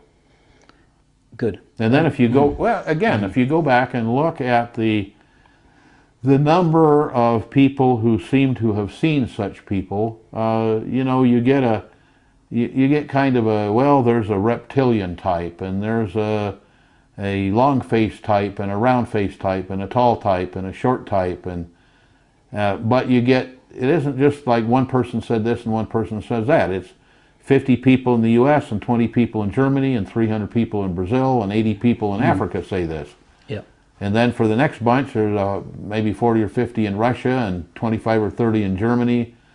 And, you know, you can't discount all of those things when from totally disparate regions that have no real communication and people have no real communication with each other, you hear people doing exact descriptions and large amounts of exact descriptions. And tens of thousands, if not hundreds of thousands, reporting contact with the little guys with the almond-shaped eyes and the big heads, right? Who many people say are responsible for abductions. Do you know anything about that at all? All I know is that I've talked to a number of those people, and many of them seem to me to be very credible. Many of them seem to me to have read somebody else's report, and then they wanted to be in the thing and made it up. Okay. Are any of these abductions military operations? I wouldn't have any idea. You don't know? Okay. Look, I can't see why the dollar didn't crash in 2001. Absolutely couldn't see why it didn't crash. Because it was backed with nothing. And it was inertia, in my opinion, it was inertia only that carried it on. And sure, there were a lot of people behind the scenes manipulating various things. You saw how they manipulated billions and billions of dollars that didn't even, not only were bogus dollars, i.e. dollars that were printed with nothing behind them, dollars that didn't even exist. Okay. I mean, people fail to look at this fact. If let's say, and we'll use just round figures, let's say that there's $1,000 issued. Okay, who issues the dollars? The Fed issues the dollars, totally outside of the Constitution as far as I'm concerned. The Fed issues $1,000. Let's say they then rent those dollars to the bank. What does the bank do? The bank rents those dollars out to people so they can buy a car, a home, whatever. And they say, we'll rent this out to you and it'll be at 5% interest. Now what that means is they've taken $1,000 and they can, if they have $1,000, the banks are allowed to loan out $17,000. So you have, let's say you have 10% interest on $17,000. So now that's $10,000 plus another $7,000. Where does the $7,000 come from to pay it back? It wasn't ever issued. It didn't ever exist. Yeah. How can they pay back more than there ever was? And people don't understand the concept of, you know, fiat money. Yeah, right. It will be. There are many videos on Google that people can watch on this very subject and get educated. Yeah, absolutely. And the problem is that people have been taught if you just stick your head in the sand and don't look, it isn't going to bite you. And keep on watching American Idol and you'll be all right. And keep on watching American Idol and keep on going to the movies and keep on, you know, whatever. I'd like to say one thing. There is footage that you can see of an announcement that Rumsfeld made on September 10th, 2001, about money that was lost in the military budget to the tune of $2.3 trillion the day before September 11th. So is that in any way related to what you're talking about with the year 2001? Probably is, and there are a number of other things. Let's look what happened on September 11th. A building that wasn't even involved crashed to the ground, and in the basement of it was stored a massive amount of gold. It was never found. Okay, never found. And why would that building fall down? Not even ashes fell on it. It was out of the wind pattern. Right. Where did that money go, and why did that building fall down? Well, do you know the answer? Well, I think I know the answer, but I don't know that I'm convenient with giving that answer because, you know, I don't want to prompt somebody to go look for it because I know what I feel they'd find. I think what they'd probably find is an early grave. By now, people watching this video will understand why we were so keen to introduce Pete to this audience, and will understand what we were saying when we referred to 12 hours of off-record conversation yesterday that we haven't even begun to bottom out even so.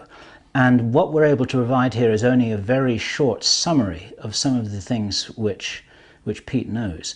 And so with apologies, we're going to move on, because we've only got a certain amount of time and a certain amount of tape, to other areas, because there's an extraordinary amount of experience and information which you may want to share. And let me first of all ask you if you're willing to share any of your experience about working with Russian scientists and in what capacity you did that. Yes, I'd be more than happy to do that. Some of it at least. After the fall of the wall, I went to Russia and worked with a number of top scientists there that were involved in their space program. And you went to Russia, let me say euphemistically, in a professional capacity? Yeah, in a professional capacity. And I came by invitation and went there. One of the things we did was we took, and I'm going to use Russia in general terms, meaning the old Soviet Union. I went to the USSR. Various countries that were at one time part of the USSR. And I was there, for example, when Ukraine declared their independence. Mm-hmm. And I knew the man who was the first president there. And so we took out of the USSR a lot of technology that had been pent up and brought back and donated it to the government here. And I got to see brilliant technology that some we knew about, some we had, and some we didn't have. Specifically in material science and in things that could be used to generate alternative energy, new ways of building motors, new types of materials for building motors and spacecraft,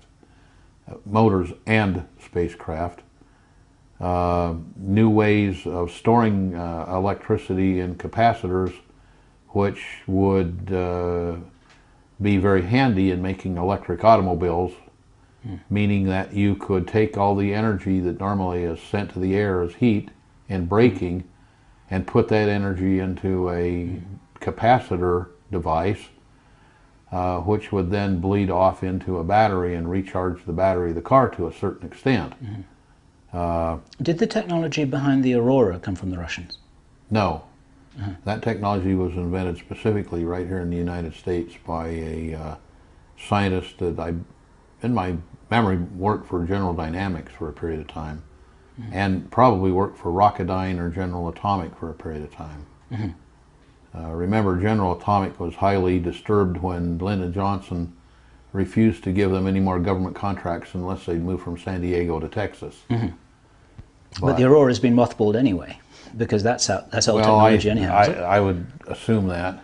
Okay. But it was a technology where you spray gas out through a surface and then explode the gas, mix it with oxygen and explode it, and it was like push shooting a pumpkin seed. The pressure external would push against it and push it forward at very high rates of speed.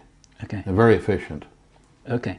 So that was our 60-second soundbite about the Aurora, which is worth an interview in itself. But go back to what you feel that we learned from the Russians, because we had some fascinating conversations about this. Well, we learned an awful lot about material science. There was a man by the name of I.M. Franchevik that was a believer in quantum physics, and so he wouldn't hire anybody. This was in the late 50s or mid 50s. He wouldn't hire anybody for his institute that didn't absolutely believe in quantum physics. So a lot of the work they did was based on quantum physics, and we hadn't quite decided whether that was real or not. And whether it was real or not, they came up with a lot of things that were very interesting. Additionally, they were doing a lot of research work in such areas as remote viewing and telekinesis and such things, and we learned a lot. We brought a number of people out from there that taught us things. And this was a very interesting thing that happened in the Soviet Union. If you look at their government, it's kind of a three-branch party system that you have the people from industry, the people from government, and the people from the political pedagogy, that so that the vote, to get the full vote, you had to have someone vote that it wasn't in violation of Stalinist-Leninist political dogma. And a lot of science was definitely outside of Stalinist-Leninist political dogma. And therefore the scientists were very frustrated, and so there was a lot of information they were willing to give out because their government had told them it was baloney anyway, so why not give it away? They wanted to see their ideas and thoughts utilized. And secondly, there were a lot of them that one way or another snuck out and came to work for the West and brought a lot of very good information, including a lot of the very basic things that were happening in what we'll call psychic phenomena or mental talents. It really isn't that. It's actually a definite science, and there's a lot of technology that's behind it, and we hear a lot of stories about that from the government, a lot of past history that's much of it disinformation. And we're told that, well, we learned a few things from it, but it wasn't particularly good, and I think that that's very wrong because I know it was particularly very good. And I can't imagine that they're not using that kind of technology. Additionally, we learned a tremendous amount of things about outer space technology. We learned a lot about the amount of radiation that you find in outside the ionosphere, and the problems that that causes. We had some problems with our early astronauts because we didn't know what was there. And noticed there were several lulls in our space program as we found out new things and then geared up to take into account the malevolence of outer space. And you know, out of that came a lot of conjecture that there was way too much radiation for us to have had people in outer space. And one of the things that very much interested me was when the Mir space station was crashing and they were worried about the fact that it had a little radioactive material on it that might cause problems on Earth, and they didn't know exactly where it was going to fall. But one of the things the Soviets announced, and one of the things I do is I listen to shortwave, because when you listen to shortwave you hear about the same event, the same people, the same place, the same time, and a completely different story of what went on there. So the press in the United States is either completely ignorant or it's completely controlled as far as I can tell. But one of the things the Soviets did was announce the weight of the Mir station. And when you look at that weight, you find out it was about 5,600 shuttle loads of material. And they didn't launch that much, we didn't launch that much. And so why would the Mir weigh as much as it did? And the explanation is, which you can find out for yourself if you merely take a sensitive Geiger counter on a plane flight, is how much radiation is up there just at 30,000 feet. And you're allowed one or two chest x-rays a year. You get a chest x-ray every 2 or 3 minutes. And out there, you know, that was a problem. If you look at some of the symptoms of problems some of the early astronauts had, you'd realize that it probably was radiation poisoning. How did the mass that constituted all that extra shielding in My feeling that the extra mass that was there on that station was shielding. How did it get up there? That's an interesting question. I didn't see us launch anything that could have taken it there. Did the Russians launch it there? Not that I know of. Mm-hmm. I mean, you've seen... Okay. Now, what that implies, then, is that we could never have made it to the moon in the way that it had been advertised that we went to the moon, because everyone would have been fried. Is that too simplistic a conclusion? Well, that's my conclusion. I mean, I know one thing. You can go to look at the moon diorama at Jet Propulsion Laboratory, and you can ask the question, was the lander pressurized with oxygen. They said, no, we didn't have a place for it. They had to wear their spacesuits. And here's the astronaut standing there with his spacesuit on, and here's the door to the lander open, and you can see that that spacesuit wouldn't fit through that door without the astronaut in it. Yeah, right. But So now, I did have a bit, you know, there's a bit of speculation there. what we've been told by our witness, Henry Deacon, is that some of the Apollo missions did actually go to the moon, but not without help from our friends, as it were. Can you make any comment on that, or is this Well, not? it's my feeling as a scientist that if we went to the moon, we had to have help from friends. Okay. And off-world friends you're talking about. I'm talking about We're talking about friends in high places. friends in high places, Okay. from high places. Yeah. But we do have friends in high places, do we? As far as I know. Do we have any enemies? As far as I know, we do. And is I mean, that there have been malevolent things happen all over the world that, you know, you can't deny cattle mutilation. And you can't deny some personal or human mutilation, right? or certainly biomedical manipulation. I mean, it's happened. Somebody did it, and it could have been done from here. But when you examine that, you know, Linda Moulton Howe has written extensively and spoken extensively on these things and examined them extensively. I grew up with her in the same school system in the same town, and know that she was exceedingly bright and got brighter and brighter as time went by. And I don't doubt that a lot of her conclusions are correct conclusions. She's someone that I would absolutely trust in that. And it appears to me, you know, I say if something happens in one spot, you don't know. But when something happens time after time, year after year, in all different kinds of locations where people don't know each other and don't communicate with each other and don't read each other's newspapers, and it doesn't make the press, it seems highly likely that those things happened. I understand. Now, among many other things, you are, let me use the word, an electronics genius, if I may. And are you in possession of any information about the constitution of implants that have been recovered from abductees? Well, I've talked to people who have removed what they felt were implants. I deal almost daily with nanoelectronics and microelectronics, and the descriptions and pictures I've seen have nothing to do with any nano and microelectronics that we have in this, you know, from anyone that I know of here on this planet. Many of them are, or most of them are biological in nature. I know that one doctor who's removed a number of what they felt were implants, the implant acted like it was alive and moved through the body away from the surgeon trying to remove it.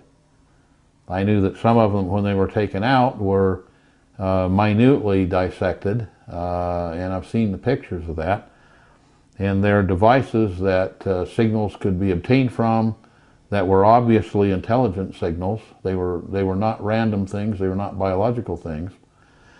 And yet it was biological material that had obviously been engineered for a specific purpose. That's really And valuable. I've never seen anything in writing that would lead me to believe that we had that kind of technology on this planet. And when we're talking about friends or enemies in high places, you'd feel that wasn't a particularly friendly thing to do.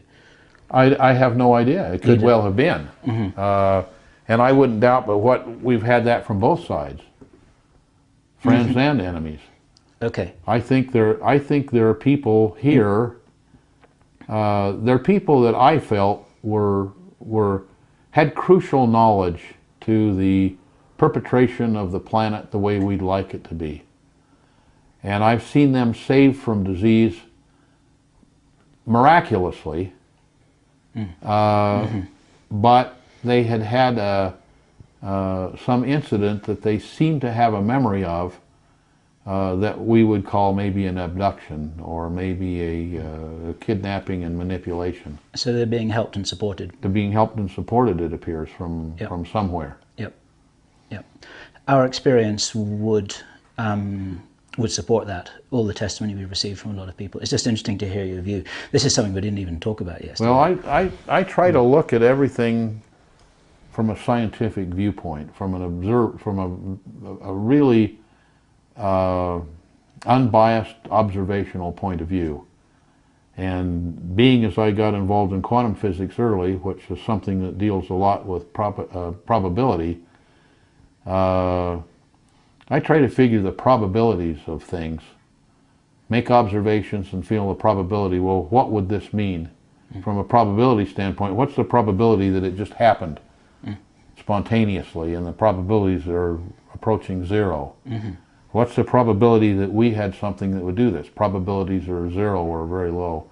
What's the probability that it might have come from some outside intelligent source? The probabilities are up in the 99% region. and then after you see one after another of these, you begin to think, maybe I'm on the right track here. Yeah, when does it become a reasonable certainty? Yeah, right. We've just mentioned the testimony from our witness and colleague Henry Deacon, and now you talked about your experience working with quantum physics. You told us about, sorry, let me start this again. Henry told us about his research work in what some people call signal non-locality, or action or communication at a distance. One of the holy grails of physics is to build a working device such that there can be instantaneous communication that can traverse light years in no time. Is this something which you're able to talk about at all? Do you have any opinions, experience? Well, I've done a number of experiments, and I definitely have opinions, and I can say that Maxwell was right. One of the things I found out was... This is James Clerk Maxwell. James Clerk Maxwell, who wrote the first exposition of electromagnetic theory. And from a little bit of his work, the way I like to describe his work, it's like you took a white sheet of paper and he took the end of a paintbrush and dipped it in paint and made splotches all over this white sheet of paper. He said, here's something I saw, here's something I believe, here's something I've experimented on, and so forth. So now you have a white sheet of paper with a lot of splotches, which I liken to a window that you could peek through just a few holes in the window, and each time you peek through you see something different. There's a lot of the area that was still white that he hadn't done any experiment in, but there were a lot of various areas where he actually did something and had experiments that were repeatable and were eventually describable, if not explainable. So then he took one large bunch of these and he wrote electromagnetic theory around that. And so that electromagnetic theory allowed us to build motors and generators, electric motors, electric generators, radio transmitters, television transmitters, radio and television receivers, computers, internet, etc., over a period of time. And so that was passed on down through a line of scientists, engineers, physicists, and so forth, and became those motors and television and so forth. But what happened to all the other splotches? Many of them were never continued. The knowledge was never continued. It was never written about, etc., etc. So early on, I went and replicated most of the papers, most of the notebooks, most of the letters that went back and forth, and I started looking at some of these other things. One of the things that got out that people did look at was a thing called action at a distance, which meant that something happened in point A, and at point B, which could be clear across the universe, information could be sent from point A to point B faster than the speed of light, and it didn't travel, it literally went through some sub-universe or parallel universe from A to B instantaneously and with no energy required. Just now in Canada and in Belgium and in France and in some areas in the United States, there's a tremendous amount of research being done in that. And so it's something it's been known at MIT, for example, for many years. But MIT knows if they talk about it, they got to back up and say all the physics we're teaching isn't exactly correct. So that really hasn't happened, but they want to know that if Harvard says something, that they can say we've known about it for years. And there was a gentleman that I had met several occasions that ran a kind of an anomalous research institute that found that these things that kind of violated the pet laws of physics, they continued to take a look at them, but they knew that if that actually worked and was something that could be repeated, that they better revise their thinking. And for one reason or another, mostly ego, political, or economic, a lot of that stuff wasn't brought out. What can you say about whether there were any practically functioning devices built that were able to utilize this theoretical principle of communication or action at a distance? Probably nothing. Okay. I remember that Henry Deacon said that he had actually worked on these devices. He said that the work had been done at Livermore prior to Alan Aspect's experiments in Paris in the 80s. Yeah, the problem is when you said practical. Okay. Now here's a problem. If you have something that works that doesn't use electromagnetic radiation, you have to develop a whole entirely new technology. Like, how do you tune it? You know, when you tune a radio, what you're doing is altering the problems with practical. We may have a practical technology or not. I know that once I get my lab built, we're going to have a practical technology because I have a lot of work that I've done and ideas that I've done, and I now need to build a prototype. And it's how to tune something that doesn't have a time function. And so how can you transmit more than one signal at a time? And then I don't necessarily want to expose that information because not that it's going to be a billion-dollar product, which it would be. I mean, imagine a cell phone that'll work anywhere in the universe with no energy, or such little energy that it's inconsequential. And so, or internet that works that way. As Hal Puthoff once said to me, somebody who I believe you once know, he said to me, as the dog said, so many trees and so little time. Exactly right, exactly right. So at this point, I'm going to thank you very much for the conversations we've had both yesterday and today. We're still on tape. We've got some time left here today. I'm going to hand over to Kerry with the microphone and the camera. David also wants to ask you some questions about his particular interests, and we want to make sure that we can capture all of this as we possibly can do. So with huge reluctance, I'm going to get out from behind this camera because I'd love to talk to you for hours more. I hope we're going to get this opportunity later. Thank you very much for your interest. Been involved with trying to build flying saucers. You usually found flying saucers, if you look at most of the movies, there's always seems to be a robot involved with it.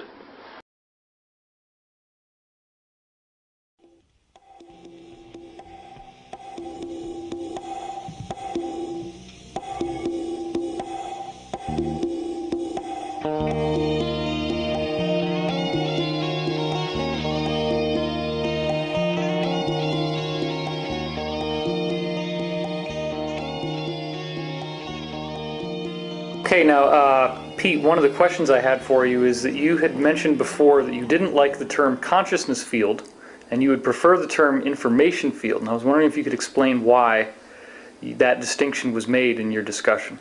Because to me the consciousness field deals with consciousness, and the information field is mostly unconscious. I'd like to double click on that and get more information on that link. Well,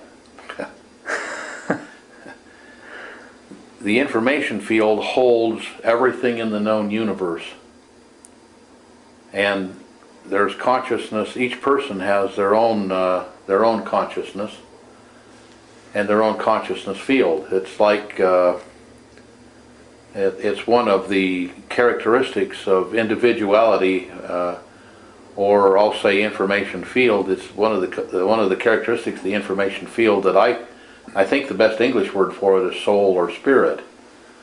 And the individual consciousness field of each person is very, very different.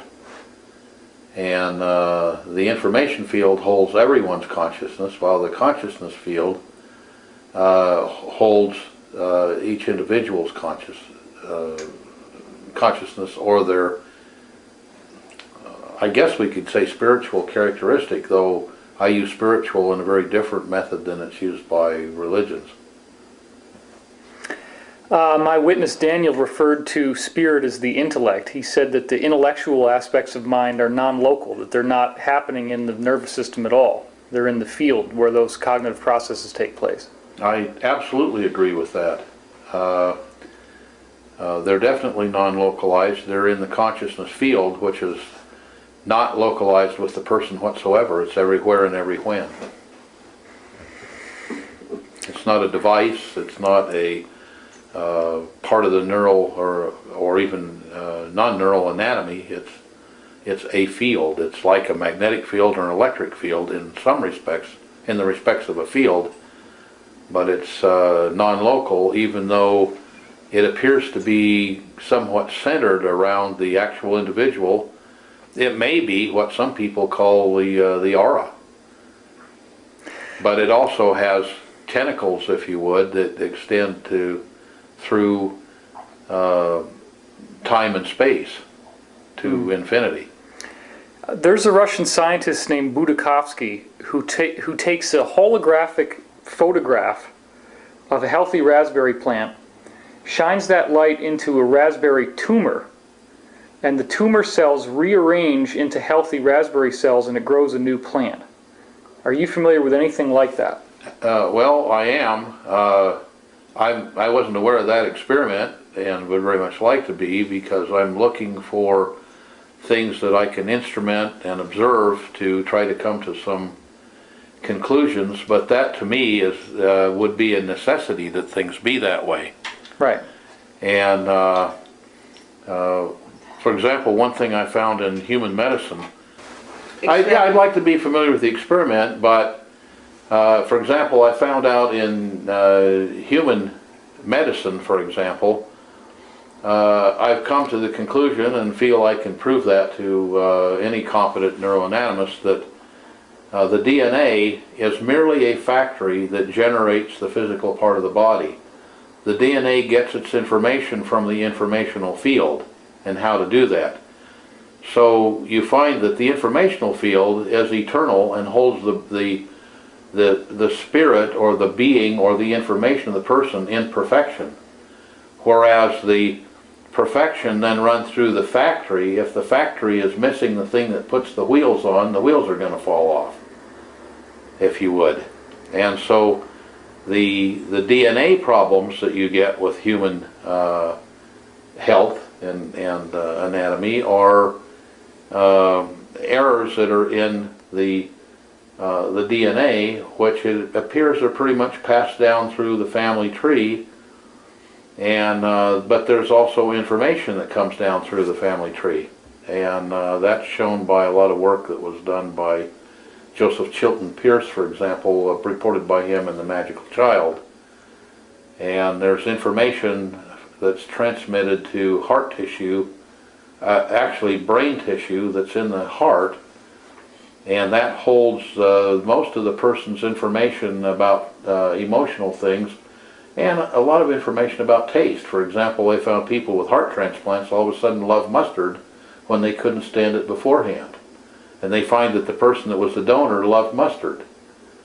They find that the person that was the donor was a very loving person, where the person who lost the heart lost it because of a lot of frustration and a lot of stress, and they were a person that wasn't a loving person. Now they become a very loving person, and the people around them have no idea how to relate to them. Does each person have the same degree of contact with this information field or consciousness field? I would doubt that they do, because they're all individual. For example, there are people who just seem to be informationally troubled, if you would, which has nothing to do with being, personally troubled, but they seem to have problems even when you go in and correct things in their This is from a health field, because I spent many years in that field building medical instruments. And they were all computerized, and we had, you know, years and years and thousands of patient visits that we could go back and take a look at and correlate the long-term data. Those instruments have been out there now for 28 years in the marketplace, and some 16,000 plus instruments around the world, and well over 1.5 million patient visits. So we have correlated that data and have shown that much of this must be the way that things are. So like the statement that you made was one that I absolutely agree with, that that out of necessity there has to be an informational field, and out of necessity there has to be something that drives the DNA. And then we find now we've done some experiments showing that we can generate this field around the body, and the body will act as if the DNA were perfect. If they had a genetic disease, the genetic disease goes away. Now with the advent of stem cell research, we find out that we can use a person's own stem cells in the body and heighten this field around the body, and the cells they had that are replicable cells that had a genetic problem, the genetic problem goes away because the informational field holds the perfect information rather than the flawed information of the gene itself. Well, that's like the Budakovsky raspberry thing I told you. Exactly. Tumor is exactly. transformed, yeah. Yep. How can someone strengthen their contact with this field that they have? Do you have any exercises or ways, technology perhaps, anything that they could do? I have technology that could do that, and that's one of the products that I intend to come out with once we get the laboratory and factory completely built. Well, that's tantalizing. Well, I mean, what what have you done? Well, What could you do? What could it do for someone? we'll know that once we get it done and do the testing on it. So I know what I think it would do, and you know, we've been very successful with these instruments. The American Medical Association publishes every year the number of clinical diagnoses that they feel that their doctors got correct. And this year it jumped all the way up to 6% from 5% the previous year. We have 85% of the patients that are that use the medical equipment that I'm talking about. 85% of the patients feel that within 2 days they don't have what they had when they came. Do you believe in acupuncture points on the body? Well, I have to believe in them because they're there, and you can go to Radio Shack or you can go to Harbor Freight and buy a $4 or $5 meter and adjust the meter appropriately and run those on the body and find every one of the points, put a little dot there, go compare yourself to an acupuncture chart, and you'll look exactly the same. And I did find out how the acupuncture system works. There have been a number of people that postulated it, but they didn't show that it worked. And I worked with Dr. Jean-Claude Duras at the French Institute of Science. He's a very famous acupuncturist. He taught the Chinese acupuncture. They did away with acupuncture in the 20s and made it illegal, even though it was practiced down every alley. And then during the Cultural Revolution, they brought it back. And the reason for that was they had a huge plague, and acupuncture wouldn't cure the plague, but penicillin would. So the French missionaries brought in penicillin, and so they did away with acupuncture and went with penicillin. But acupuncture has its definite uses, as does the sister of acupuncture, which is Chinese herbal medicine. And it makes sense. If you put certain chemicals in the body and certain precursors, you're going to get certain chemical reactions out of the body. So anyway, the acupuncture system is very interesting. What we did is we injected radioactive potassium into each acupuncture point while the person was under a high-speed CAT scan machine, and we found that the radioactivity moved directly to the organ associated with that point for the 3,300 years that the Neijing has been around talking about it. and for the 6,200 years that Ayurvedic medicine has been talking about it. So we found there was a direct correlation to the, not only to the organ system, but to actual parts of it. For example, down the outside of the thumb, you have a point that gives you information about the entire lymphatic system, just below the first joint, but above the first joint, it talks about the lymphatics that are in the tonsillary ring. And when we inject here, the radioactive material goes to the tonsillary ring. We inject here, it goes to the whole lymphatic system. And you go down and it you know, goes on down the body. And the same thing, you know, as you work across the hand, you have lymph and lung and circulation and et cetera, et cetera, et cetera. Come over here and you have the heart and the small intestine. And you can go down and inject here, and it goes to the mitral valve. Here it goes to the aorta. Here it goes to the, you know, this chamber, that chamber, et cetera, et cetera. Then you go down on the feet. The acupuncture points to the same thing. We also found that the acupuncture points, the acupuncture meridians aren't veins, they aren't vessels. The acupuncture meridians, as they're called, aren't really meridians. They're made up of that, if you've ever cleaned a game animal or a chicken, you'll notice that between the organs, or done surgery, between the organs is a white filmy layer. That layer is built up like a baklava. It's built up in a number of layers, and each of those layers is a capacitive, conductive surface, not meant for conducting materials such as radioactive potassium, but it works as does anything in the body. The body's a biological mechanism. It works like the intestine does peristaltically, like the heart does peristaltically, and it's ionic in nature, so it's polarized, and so it pulsates and moves information. So that system was an information system, and the points are just above and below each joint, and you have them down each side of the hand. They're around at an area that's about 45-degree angle toward the finger, and you can take something like a ballpoint pen. I don't see one here, but you can take just the not the point of the pen, but the point of the case, and you can probe about 45-degree angle just above and below each joint.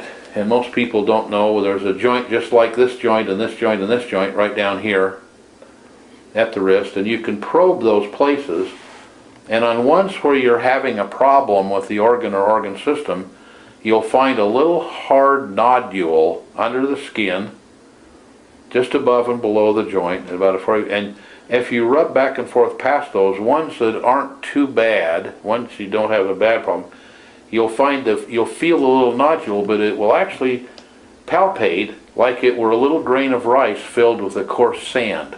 You'll feel a grittiness or a graininess.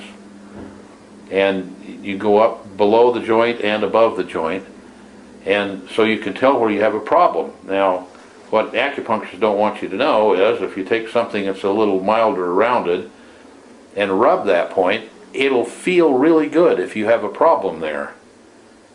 And if you take a piece of metal and do the same thing, different points will feel differently, because the metal things tends to discharge in excess of electric field there, and the plastic would tend to charge up a point of extra field there. And it turns out there's a type of material called an electret. An electret is to electric field like a magnet is to magnetic field. So there's a way of putting a permanent electric charge on a piece of plastic. All the microphones in little tape recorders you've ever seen, 99% of them are electret microphones, where you have a little piece of film with a permanent charge. As the voice hits it, the film vibrates, and then there's a piece of metal next to it, and you measure the voltage between the two, feed it into the device, and that's where the voice signal comes from. So you can make an electret and rub various points, and it'll just feel really good. And you'll rub it 1 time or 50 times, and all of a sudden it'll quit feeling good, and you move on to the next point. If you do that on your fingers and on your feet, you'll feel really, really good. It'll normally alleviate almost any problem you have. And that's what an acupuncturist does. They can find where those places are that you need to have a treatment and do it that way. Another way to do it is to use an acupuncture needle and stick it into the point to charge it or discharge it. And there's a way to put it in to do either. So one of the products that we came up with is two little pieces of metal that you can have little indentations on them, and you can rub your points. And those pieces of metal had a number of holes in them, and people asked us what the holes were for, if it was critical to the use of the unit. I said, no, that's where you tie a shoelace, and if you loan it to somebody, you keep one hand with a shoelace around, because they won't give it back to you. It feels so good. And so we have tooling to make those, and I probably need to make another batch of them. But anyway, we found that these are there. Now it turns out that these points, like this is the lymphatic system here, and this is the lung system here. And if you go clear to the end of where, and there are points up the body, if you go clear to the end of where that meridian is, they all end at a tooth root. The teeth are piezoelectric. When you squeeze a piezoelectric material, it generates a voltage. Charge. Or if you take a piece of piezoelectric material and apply a voltage, it expands or contracts. The teeth are piezoelectric. So that's why you should take very good care of your teeth, and don't get a root canal unless you absolutely have to have it. And not that you'll die, but your health will go down. And so there's some things that we have, these little devices will make up for that and will charge you up. And so especially people who are missing a lot of teeth get a real success from that, and they have very, very pronounced little nodules, and their nodules usually are hard like a rock. And if they keep massaging them from time to time until it quits feeling, it feels as good as a scratch on a good itch. And when it quits feeling good, move to the next one. And after a period of time, you'll feel the granularity, and after a period of time, it'll just get softer, and there won't be any little nodule under the skin. My mother had a large nodule right here, and it finally went away, but she worked on it for a couple of years. It was on the middle finger. I have one here, as a matter of fact, and it comes and goes. So you're saying that the tissues around the organs have an ionic transfer system, which is to the organ, not that they're around the organ, but they go all the way up the body. If you start stripping out neural tissue, in fact, it's a kind of an interesting thing. Most people don't know, but lions and tigers never eat muscle tissue. It's highly toxic. They strip out the blood veins, the vessels, the neural tissue. They eat intestines, and they eat, the heart and the internal organs. They don't eat muscle tissue. Really? Yep. If they feed them muscle tissue, and they only give them muscle tissue, they'll eat it, but they get very ill. It's very highly toxic. But people eat all the muscle tissue and throw the good parts away. Does that mean that we shouldn't eat a good raw steak if you're a meat eater? Unfortunately. It's very obvious that I eat anything that's slower than I am. But that does mean that. As good as it tastes, it's not good for you. I'm just trying to understand. That's also why the kosher meats have a very specific way of sneaking up on the animal and not alarming them, and very mercifully putting them out of their demise, is because they don't want that animal to get excited and release a lot of toxin into the muscle tissue. This is not, whether they know it or not. This is not the typical nervous system you're talking about with sodium. There's no nervous system there. That's what I'm saying. It's a completely different system. There was a Korean fellow, Kim Bon-jung, who postulated that he said that I found the neural system, and here are pictures of the little tubules that carry a yellow fluid, etc., etc. And that's all been reported, and you can find that all over the internet, and you can find it all over medical literature. But what it doesn't report is that 4 years later he committed suicide and said he was sorry for perpetrating such a hoax. There isn't that system. People looked for it and couldn't find it, and finally he just had to admit that he made it all up. And so that isn't the system. We found how it worked because we injected the radioactive potassium, and then we looked at it and watched it go through the body. And it goes exceedingly fast. If you took blood from the tip of this finger and traced it back to the heart, it doesn't move very fast. It moves very, very slowly. It doesn't race through your veins. It jerks too. But if you inject the radioactive potassium here, we had to get a higher speed CAT scan machine to even see it. It really races. And it's the frequency of this. It's like milking a cow or a goat. It's a peristaltic action, and it really races through there. It's a very high frequency. Now you're saying this is all happening with some interface with the consciousness field or the information field? Informational field. Okay. And Yeah, could you explain that? What's the energetic component? That's a couple-hour lecture. Well, could I get the elevator version? There's not really an elevator version. It depends where it is, what the problem is, which meridian it is. Okay, if an organ is dysfunctional, why would it matter what's going on in your hand? It doesn't. It Then- makes what's going on in your hand. It creates what's going on in your hand. Okay. So because they're the extremities, somehow... Because we're built that way. You're saying you can either heal it on the hand or you can heal it directly on the organ, right? No, No? I wasn't saying that at all. What I'm saying is that problems in the organ manifest themselves both physically and informationally at the appropriate points on the body. Now, if you think about it, when you build a car, any car that you've had in the last 10 or 12 years has an electrical connector under the seat, and you plug a computer in there and it'll say the oxygen sensor is bad, the brakes are getting weak. It'll say a number of things. So let's assume that somehow, whether divinely or by genetics, we were designed. Why not design a system where you could test the thing? I mean, we don't come with an operator's manual, but maybe we come with a system that is very easy for us to find out what the problem is and then alter things. Now, one thing we found out is that every substance has an informational field around it. We found out that a way to take that substance, place it on a device, and from the device find a numerical signature for that information field. Then we found a way, therefore, to store it in a computer. Now we can take the computer and run that information back out and generate an informational field.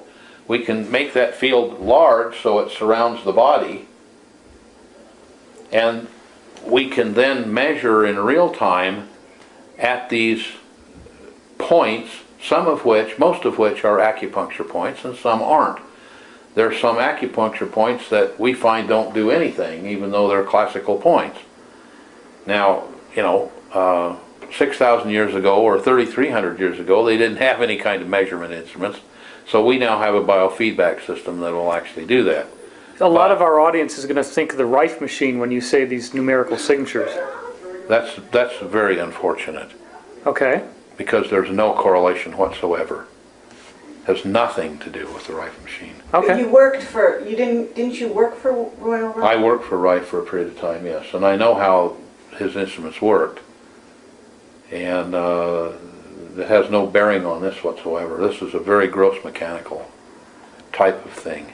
Okay. And it doesn't work at all like anybody thinks. So that's another story. But anyway, threw me off a little bit here in my thinking about this. You can play a signature for specific compound. Yeah, we can make a signature for the compound, and what happens is the body will react to that informational field as if you had given the person that substance. And so you can go to an acupuncture point and get information from it that you can graph and chart on a machine, and it will tell you whether that organ is in a type of inflammatory process or in a degenerative process, and how much, how long it's been there, whether it's winning the battle or losing the battle.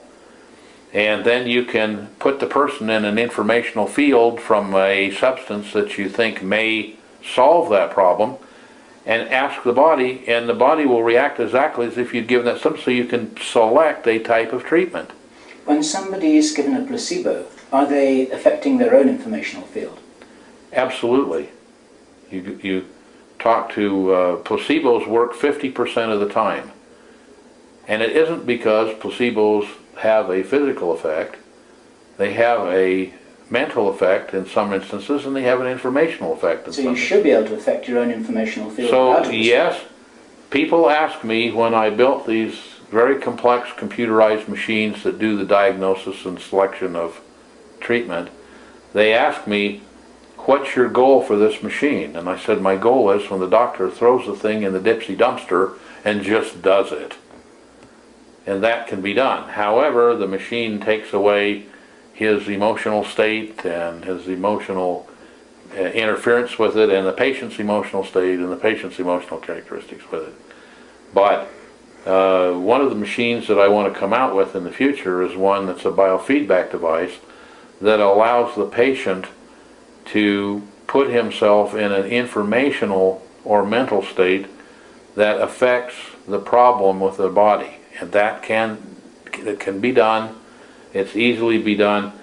And other than gross poisoning or gross overconsumption of something, such, for example, it's very beneficial to have vitamin A. We don't get enough vitamin A in our bodies, but you take too much vitamin A and you'll find yourself gaining water and getting ascites, and some people die from it. And many people almost die from it. So, too much of a good thing is too much, no matter how good the thing is. A lot of people are going to want to know, is anybody using this technology? Is there any doctors out there There using are, right now in the United States that I know of, 18,000 clinics.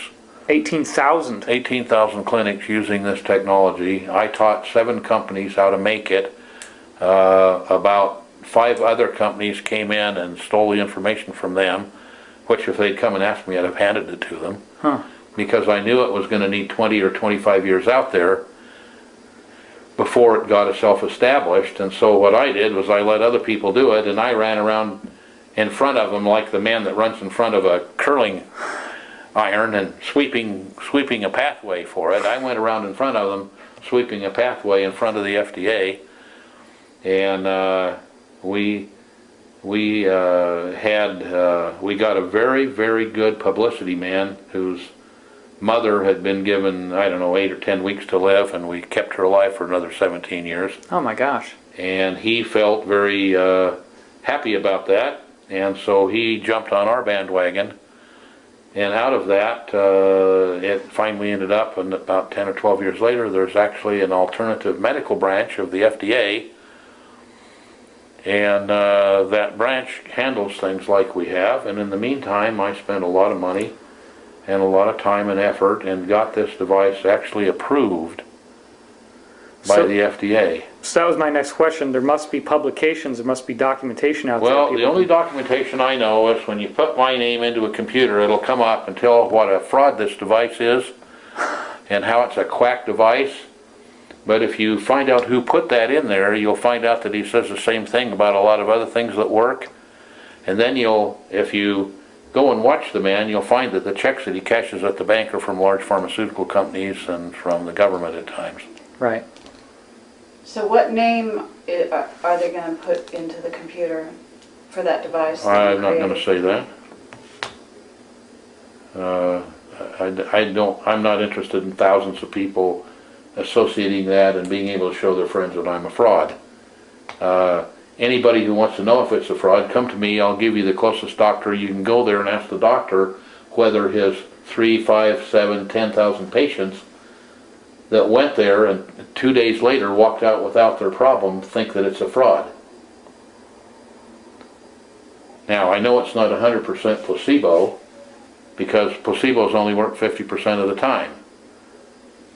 And even though the medical people, the AMA says, their doctors only get 5% of their clinical diagnoses correct, if they only get, 5% of their 6% now this year, their clinical diagnoses correct, what do you think they get correct of the treatment?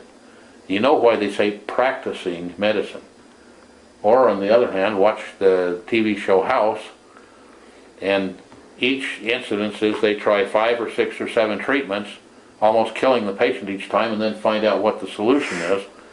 He's supposed to be the best diagnostician in the world, on television. But it's very true to life. Comes out of Canada. They're a lot more frank there. And you get the picture of practicing medicine. They don't have an idea. They don't have a way to have an idea. And so I'm now ready, after 28 years of having this device out there, and about somewhere between, probably 1.2 to 4 million or maybe more patient visits behind it, all computerized. In the medical terminology, it's anecdotal, because the patient can't tell you if they're well or they don't have the symptom any longer. That's illegal. But I'm now ready to go up against any one of them, because I can prove that my diagnoses with this type of machine are absolutely correct, because when they go look with conventional diagnostic tools and equipment, I'll see the problem as much as 20 years before it manifests itself in the body, where common medical things can test it. How can I prove that? Well, I'll wait 20 years and prove it. That's what we've done. That's why I have 27 years of testing done on it. That's why I have people that came and thought it was a fraud and didn't accept the medication, but I watched them over a period of time and saw them eventually die of what I told them they would die from. So I now have enough evidence. I'm ready to go and do that, except I'm not going to do that, because I don't have any desire to be assassinated. But I have people that have more testicles than I have that are willing to do it. Pardon my 10 years in the Marine Corps. You said there's a lot of clones of this technology out there. People have stolen it from you, and They didn't steal it from me. They stole it from other people. I gave it away, so they couldn't steal it from me. If they'd come to me, I'd have given it to them. Is it variable in terms of how well they work? Oh, absolutely. Yeah. The first thing I did was, in my instrument, when you touch the body, in the beginning, the person doesn't know where the points are. So I put a point locator, and the point locator made a tone, which almost everybody likened it to the sound of a cow that was dying. Okay? So when I gave the people how to build this thing, they build it, and everybody says, oh, that sounds like a cow dying, so they changed the tone. They eliminated 80% of the effectiveness of the machine. Because the tone carried a lot of information that if the doctor had only persisted with it for a month, he could then hear that tone, and he could cut diagnosis time down from 35 to 40 minutes to 2.5 to 3 minutes. Wow. It just became natural. Oh, I know what that means. I know what that tone means. Let me try this. Let me try that. And he can dial up on the machine now some 850,000 different substances that are in this world. All the medications of every medical system known. All the herbals of every herbal system known. All the magic healing potions of every magic healing potion system known. All the chemicals that are out there that are man-made. All the chemicals that you find in nature. All the vitamins, all the minerals, all the pharmaceuticals in the homeopathic pharmacopoeia and in the allopathic pharmacopoeia. Everything's there. So you can go to the machine, will help you sort those out and find out exactly what will alleviate the problem. And many times you'll find something that will alleviate a problem in the for example, the small intestine, but find that it'll aggravate the neural system. So you say, oh, well, there must be another medication that'll work and not counteract something here. So you can go back and find that particular medication. Now you know what to give. Now you can ask it, okay, if I'm going to give this, how much should I give? It'll tell you an exact amount. And like everything in nature, there's a bell curve produced, a curve that looks like a bell. And you want that medication that's right at the peak of the bell curve. You want just that amount that'll produce that reaction. And bang, you give it.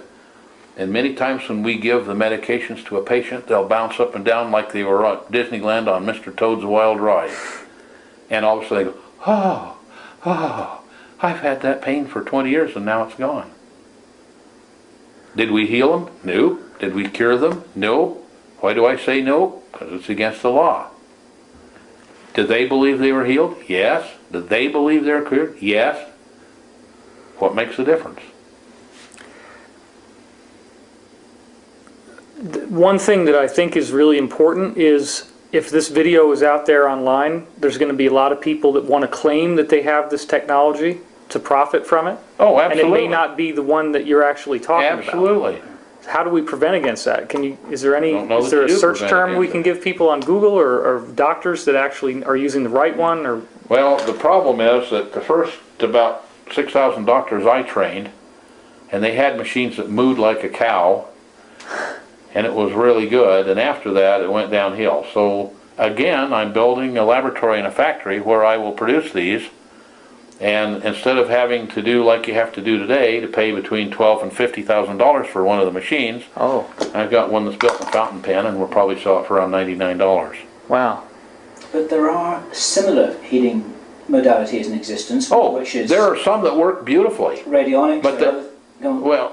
Well, yeah, there are radionics machines that, I'm not saying it's the same, I'm just saying that it's something that works. yeah, works in very well. informational- Oh, works very well, and it works with the, yes, exactly right, it works through the informational field. Have you heard of the Skynet, the Russian Skynet? I definitely heard of the Skynet, having spent about 8 months with the people doing it, and, Really? and working together with them. There's another machine for pain, it's called the Acuscope, which was brought to this country by Tony Nabrensky, who was the KGB man in this country looking for medical technology to send home to Russia. There's a guy named Dr. Hartmut Mueller who built this LED thing that you put Yeah. on your skin. Is that another one that you think works? No, It doesn't work. no, I didn't say that. Oh, I said there are things that work a lot better. That's what I meant to say. okay. But people can also, as you said, massage these points on their hand. Best medical machine ever invented were these two little things we call Acucombs that you just rub your points with and get well.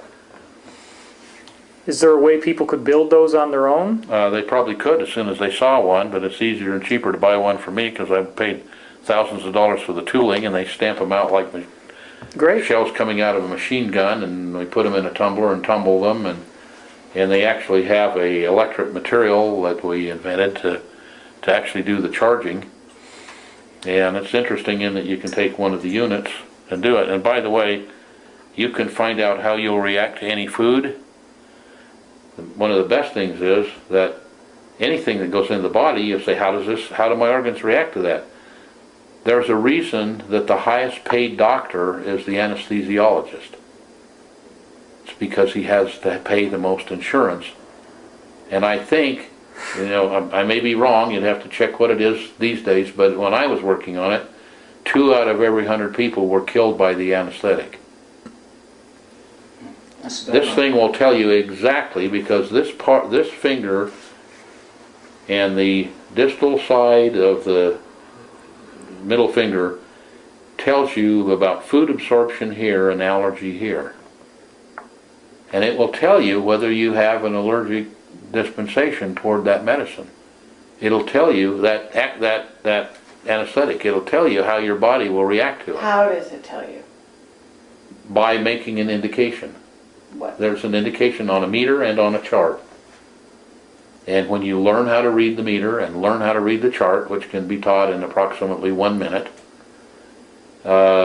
you can tell whether you're going to have an allergic reaction or not. Another thing we found was out of an major university's animal husbandry department, we found that there are 33 substances that all humans and all animals are allergic to. Most of them are phenolic compounds, have a 6-sided benzene ring in the molecule, and a couple are hormones and a couple are proteins. And we found out that we can measure here, and we can find out exactly, if you have allergies, exactly what you're allergic to, and then we can take that material and prepare it homeopathically and give you a couple drops under the tongue, and that allergy will disappear entirely. And then after a period of time, it may come back, and we'll find that you need a homeopathic remedy of a different, what they call potency or strength.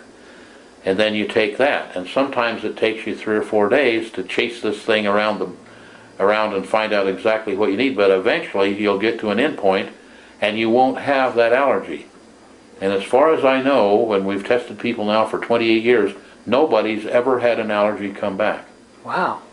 And we're dealing strictly with an informational system here that modern science refuses to do, but it doesn't seem to make much difference to those people who had allergies and don't, that modern science doesn't like it. It doesn't fit their paradigm, which is wrong.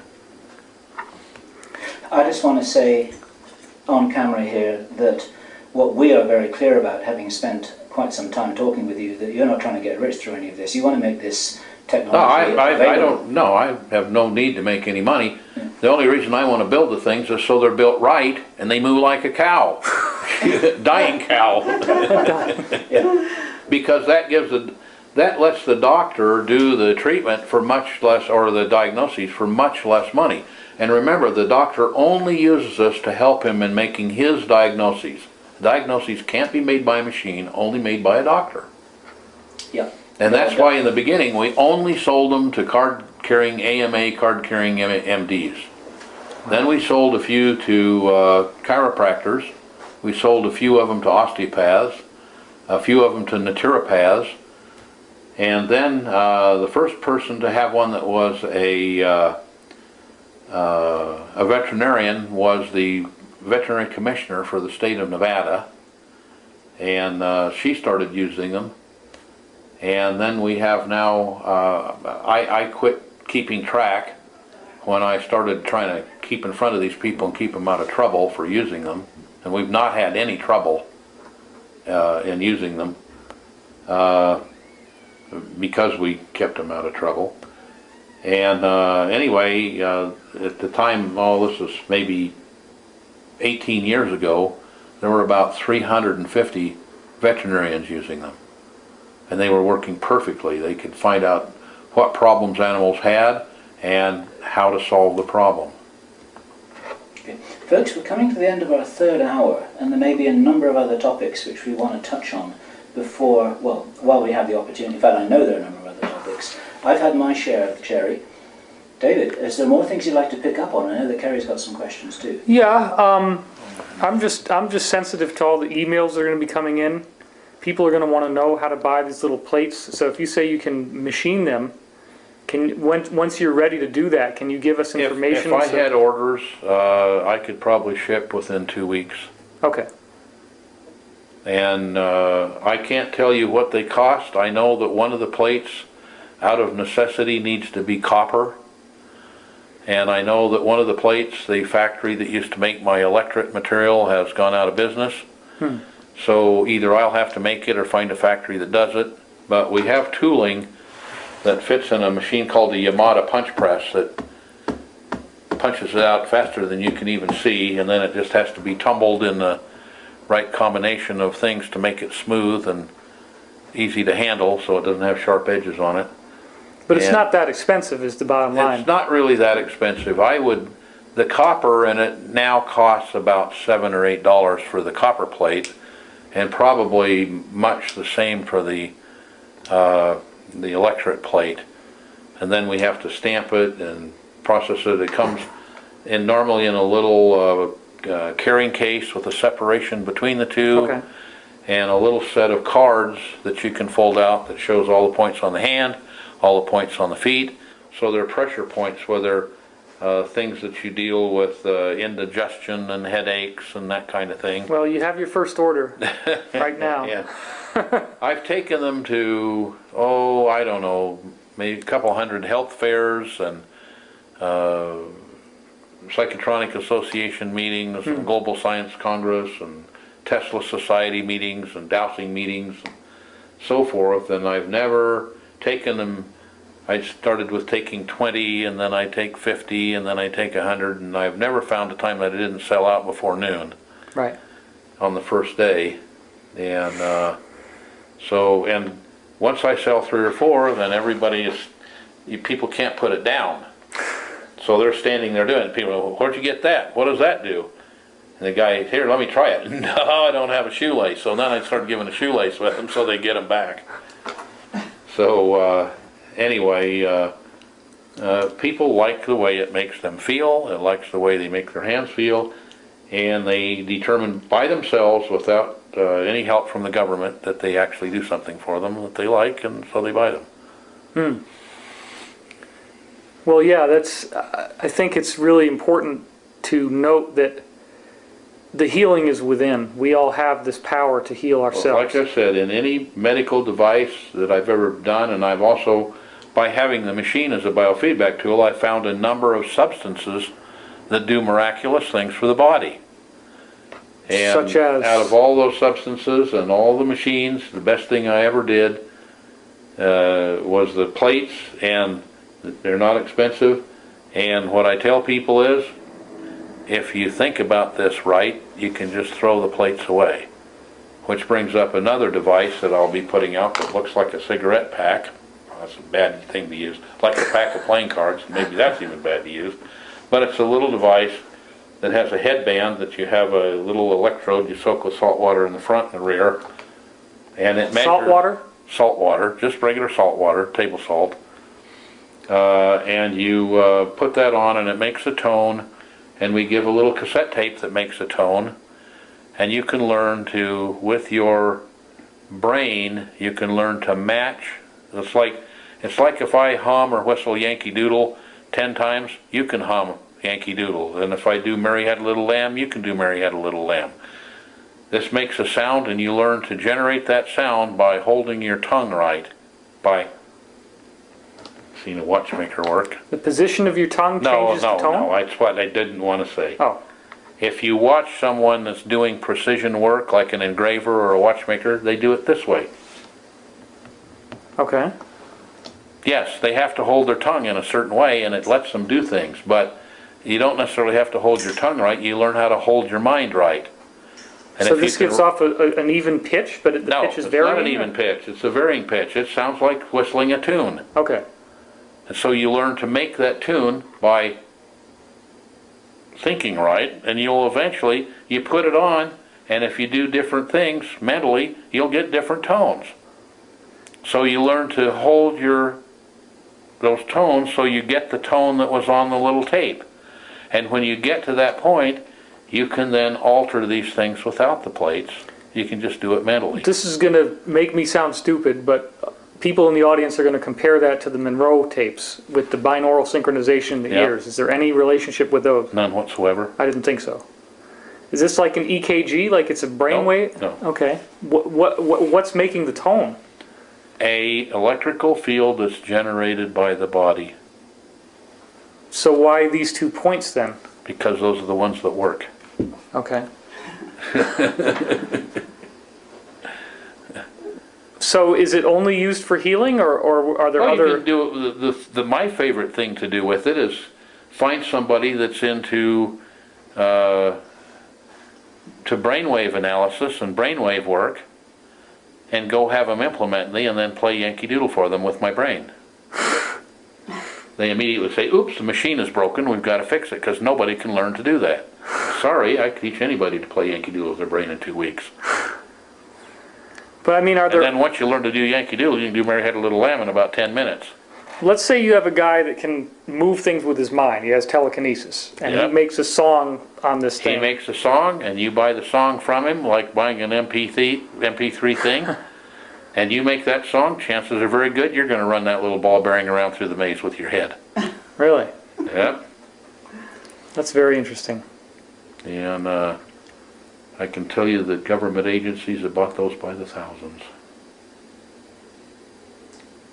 So how would you get an electrode on the back of your head? Isn't that going to go through your hair? Well, surplus-wise, I bought about 10,000 little fold-out razors that are used to scrape hair off the body when the surgeon needs to sew it up.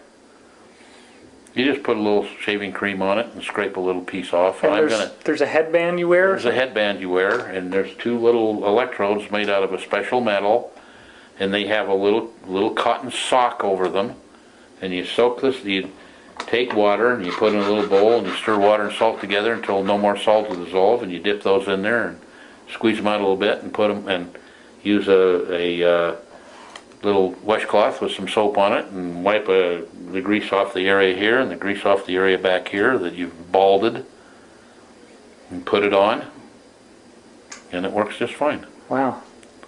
How precise do you have to be in placement? Does it have to be right smack on? No, within a couple inches. No, it doesn't go on the third eye. That's a lot of your people will ask that. It goes in a different spot. Okay. But it's very easy to tell where it goes because you put it on and it isn't making we'll call it brain wave noise. That's not what it is. But then anything that isn't hooked directly to the brain isn't brain wave noise anyway. I have a 60-second question before this tape goes out. Why would the agencies be interested in stuff like this? Oh, I don't know that I can say that. Okay, we'll leave it to our imagination. Leave it to your imagination. Okay.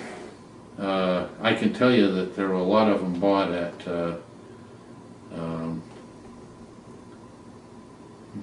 SRI, and a lot of them were bought by... To teach remote influencing. I didn't say that. I didn't even hint that. I said And that. I wouldn't do that if I were you. Oh. Not unless you'd like a visit. You will have a visit if you mention it. Okay. And you won't like it. Been involved with trying to build flying saucers. You usually found that flying saucers, if you look at most of the movies, there always seems to be a robot involved with it.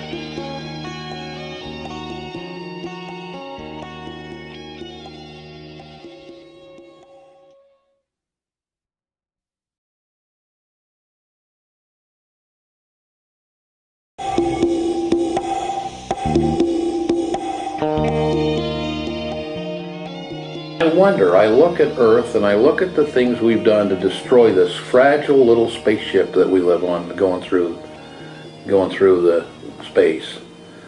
And we've destroyed, we talk about burning, we talk badly about all the burning of the rainforests in Brazil. And yet most of the oxygen is produced by plankton. And our use of nickel-cadmium batteries and lead batteries and putting them out into the environment has killed a good part of the plankton. Cetaceans are beaching themselves to make so that there's enough food left for the others.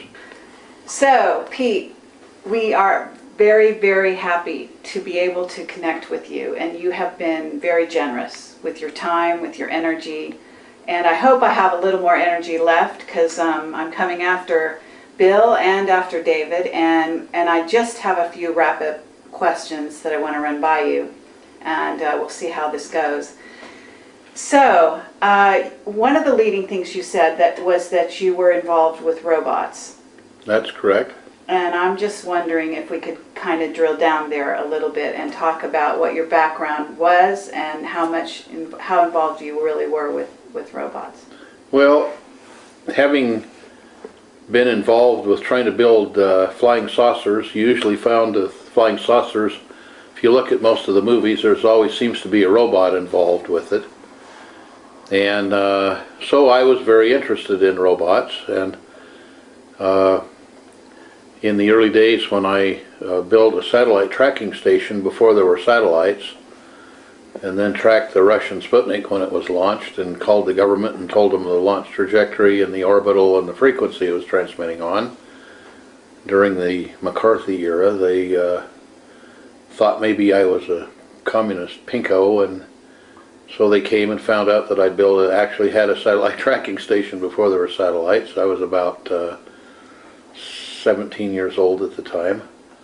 So that got a lot of notoriety here in Idaho, and at that point in time in Idaho, on the eastern side of the state, there was a place that was called the Atomic Energy Commission, a nuclear reactor test site, and it's where the first nuclear power generation was done.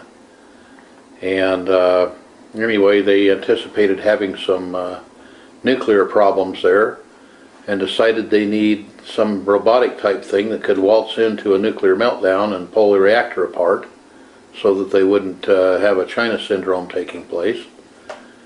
So anyhow, eventually I and a few of my friends got the contract to do robots that could do that.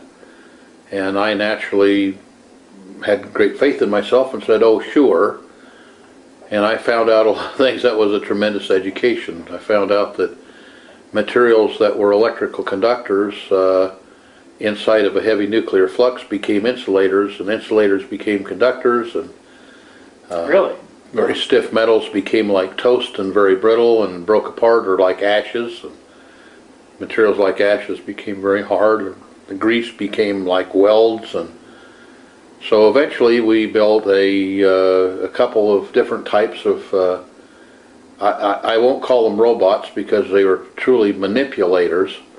They were devices that at one end looked exactly like we think of a robot looking. It had a pair of arms that would move and grip, and actually we designed them so if you could grip a beaker of liquid, you could move it very rapidly and it would tilt it accordingly and not spill it.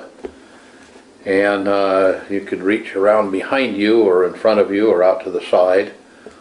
And then on the bottom of it we had some that had 3 rolling wheels and some had little tank treads. So this was in the 1955, 6, 7, 8 region of time. At that point, did they have AI? No, there's no, they didn't even the term hadn't even been invented yet.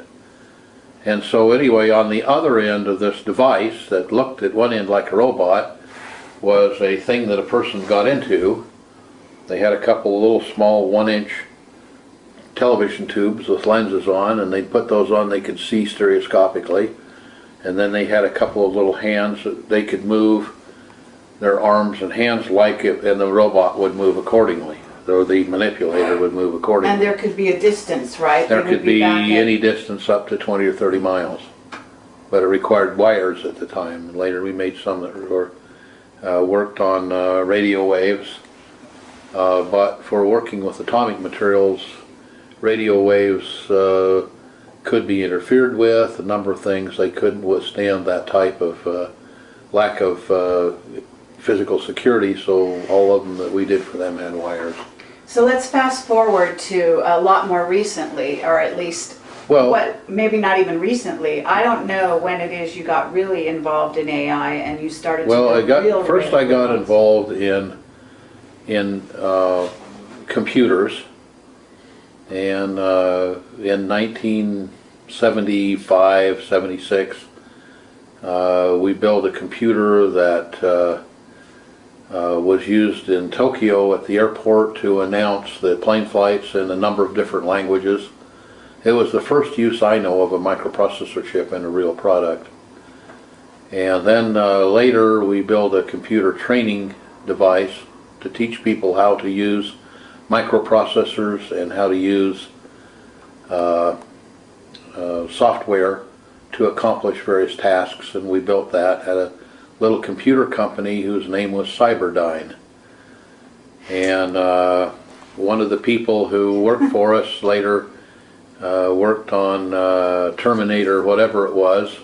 Well, that was my next question. So I'm not sure how you want to answer this, but the movie Terminator is not so far off base. Am I right? No, it's not so far off base at all. Once we got that those working, and it's interesting to note that the computer chip we used in the 1970s, there are more of those produced monthly than all the Intel chips produced in a year, even today, because it's a chip that was actually designed like a computer, whereas the Intel chips are not designed like computers.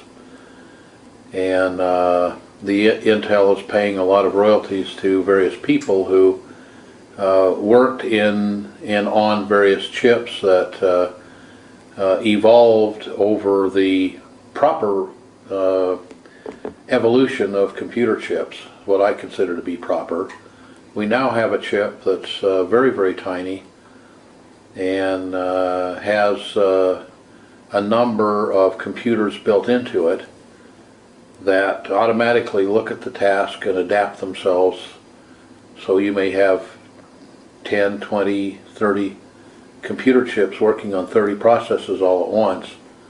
In the body of one robot In the body of one little Chip. tiny 1/10 of an inch square chip that's operating a robot. that's operating a robot. But once we figured out the right language to use and the right computer design to use, I then got involved with a number of people working on building an artificial intelligence chip that we'll call it was basically the call on it was a fuzzy logic chip.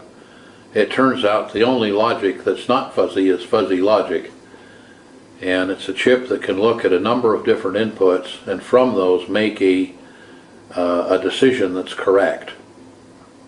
So you can be with a robot, you can be looking at bumps on the floor, you can be looking at a doorway as compared to a wall. You can look at somebody standing between you and the door. You can look at the width of the door and the height of the door and decide whether it can go through it or not. It can go over there, manipulate around the person, go through it, not trip over the cat on the floor, et cetera, et cetera. And all using fuzzy logic. And then we, because a chip was doing digital computing, a fuzzy logic chip either does digitally, if it's high speed enough, it does analog computing. It looks at things as we see them in the real world. The floor can be looked at digitally like it had millions and millions of little tiny bumps or larger bumps, or it can be looked at analog wise because it can sense the roll of the floor and move the wheels and so forth so it doesn't tip over. But weren't the Japanese really advanced in terms of robotics? Well, I can tell you that when I went to the Idaho National Engineering Labs, which is what the Atomic Energy Commission became, which is one of the nation's largest research centers. It's in eastern Idaho. I think there are 2,200 PhDs that work there. The whole town is built around, in fact several towns are built around that center, and much goes on there. When we went there visiting with supercapacitors that I brought out of the Ukraine, I got talking to some people who found out I was the one who built the manipulators, and they said they had a large contingency of Japanese robotics experts. This was in about 1987, 88, somewhere in there. They had a large Japanese conference over trying to sell them manipulators and robots, and when they saw my robots they said, "My God, we don't have anything like this. Where in the world did these come from?" They said, "Hell, we've had it for 50 years." So turns out it was only about 43 years at that time. But so basically you were working in black projects, weren't you? well, one could say that. And I just have a curious question, and we haven't gone over this ahead of time, so I don't know if you can even talk to this, but it's not diabolical or anything, but I'm curious because I used to love robots and sort of went on the net and sort of studied and was interested in how far they progressed with all of that. And one of the biggest problems they used to have was whether when they wanted them to walk upright like humans, that they would fall over. And how did you solve that? Well, we did it much the same way that Dean Kamen built his two-wheeled scooter. Are you familiar with the Oh, yeah, what do they call that? Segway. The thing? Segway? The Segway. Okay. Well, there- okay, And there's something else. it's very simple to do. Which is? Well, you simply if you could say in you short. have a sensor that senses whether you're upright or not, and if you're not upright, then you use fuzzy logic to put it back right. Presumably, that's the kind of stuff they put in the F-117 that would have fallen out of the sky if it Yes, hadn't it had that would. kind of... Right. For example, the programming language that we use is called Forth, F-O-R-T-H.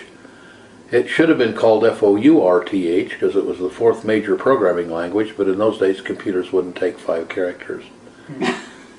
Or 6 characters, so they had F-O-R-T-H. Okay, so this kind of segues into mind control, because I also know that you worked with SRI and you worked with Hal Pudov, right? And I understand you probably knew, Ingo Swann and a lot of the people involved in remote viewing.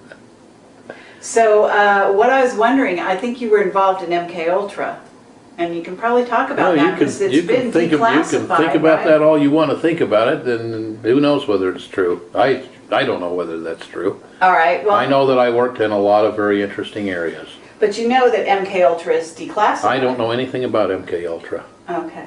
I mean, I've heard about it and heard about it and heard about it. I don't know anything about it. I know some things that came out of it, and I know that I researched some of those things, and I built things that I thought were better and turned them over to the government. But other than that, I really don't know that. I actually don't know that much about it. Okay. And is it true that you're still on call for the government?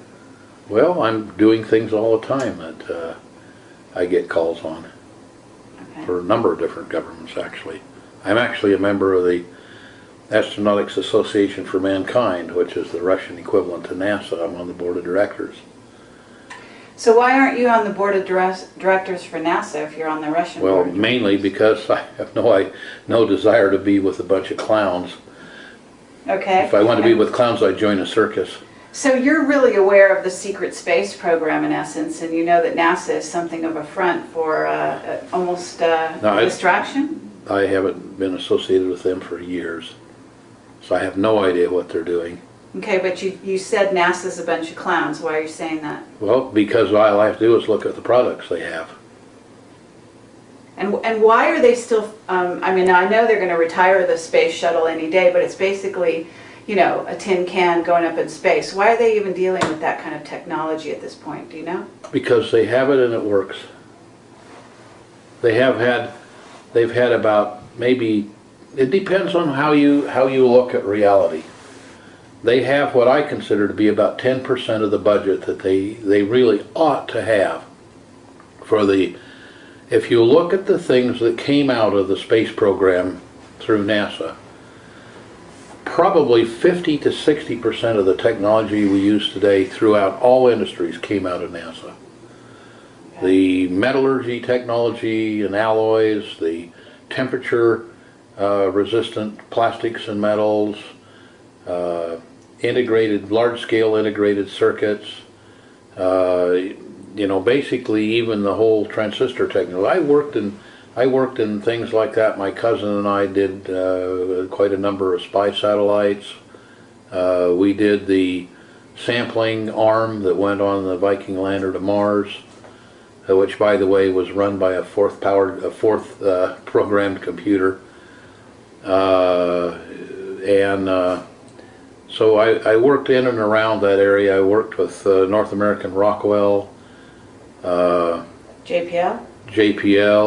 a number of different places, and got to see the things that came out of there. I got to see brand new things that were 20 years ahead of anybody on Earth actually applied, and things that were made from them, and they were sent into space, and they recorded things from space.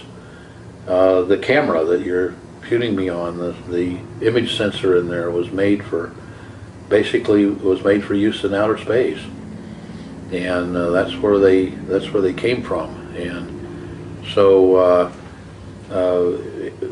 if you look at return on investment, there isn't a corporation ever in the history of mankind that returned so much on the investment, even 10%, that the return on investment that came out of NASA. It literally transformed our lives into a whole new century. Take that, which is the only success story that I think man really has, and totally malfunded it. Now, part of the reason is that they wouldn't pay the appropriate amount of money to get the brain power that they needed. People early on worked for NASA not because they got paid good money, but because they got to accomplish their dream. When finally Congress snuffled their dream, they quit working for NASA. So now you had clowns working for NASA. It should have been a circus. Okay. Not that there weren't great people there, and not that there aren't great people there, but they're totally frustrated, I'm sure. Right. But there's also a lot of black projects going on under I don't know that they're going on at NASA. Really? They may be, I don't know. And what about what about your familiarity with things like superluminal travel? My familiarity. Well, no, I don't know anything Well, we have, about superliminal we have travel. testimony from Henry Deacon and from Jake Simpson, a couple of what we call whistleblowers, which in essence is what you are at this point in your career, in a way. Well, in a way. Okay, you're treading a fine line. Treading a fine line.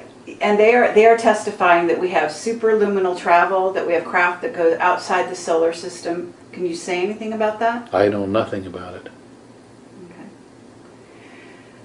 You told us, or at least you talked to me at one point, about being a spy master. Is that really true? I don't know a thing about that. Okay. Okay, well, we're kind of striking out here. Where do you think that we can go with I've all told of you this? the things that I'm willing to talk about. Now you're trying to get me to talk about them. And, all right, what do you know about a UFO detector? I was asked to build a UFO detector when I was about 14. And eventually built one. Okay, and it's operational?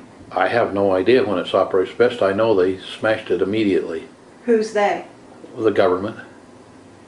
Actually, the particular President of the United States at that time. Really? Okay. Now, here's a problem with it. I'd love to do something with it. It's a very simple, inexpensive technology. Is it based on Wilhelm Reich's No, it technology? has nothing to do with Wilhelm Reich. It's based on science, and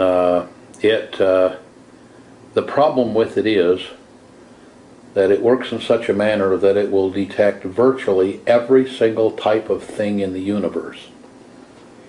So what that means is that it would be the best anti-collision device that ever went on board an airplane, because it could see every other airplane in the sky. That's the good news. Okay. The bad news is it can see any stealth plane just as easily as it can see a damn dirigible. So that's why they destroyed it? I have no idea why they destroyed it. Well, can we surmise that that's why they destroyed I it? have no idea. I don't know that it was destroyed. I'm just telling you that's my feeling, Well, because you I've told never me they took it. I've never seen one. Well, I thought you would. Yeah, they took it. So what did they do with it? I don't know if they put it in their pocket or put it in the remnants of the Smithsonian. I don't know what happened to it, but I've never seen one out there in operation. I could tell if there were one in operation How could you tell? because of how it works. Well, I mean, I'm not about to tell the secrets of it. I understand that, but I can't talk about it without you would know telling the if secret of somebody it. else was operating. I'd know your if anybody was device. operating one of them. How would you know that? I would unless you're know that because of operating how it works. them? Okay, would you remote view them, or would you be? No, not at all. You have a tracking device on your invention? It emits something that is absolutely unique to the device. Oh wow. Okay. There's another kind of detector which was destroyed upon presidential order, I understand. Yes, there Are you was. able to talk about that? Because that's a fantastic... Probably not. It's probably Okay. not healthy for you guys to talk about it. In that Okay, well, case, I understand that you, and I don't know if you can talk about this, but my understanding is that with robots, with any kind of device that you're operating using AI or any other kind of, as you say, manipulator, whatever, that there's a sort of has to be a fail-safe or a command override such that, you call it a gatekeeper, I believe, but No, that's a gatekeeper's a product that allows that to take place. or not to take place. Or not to take place. And yes, there's a, obviously it's like with atomic bombs and hydrogen bombs, nuclear devices and cruise missiles and whatever. One thing you don't want is your enemy to get a hold of it and use it against you. So there must needs be some methodology to handle that.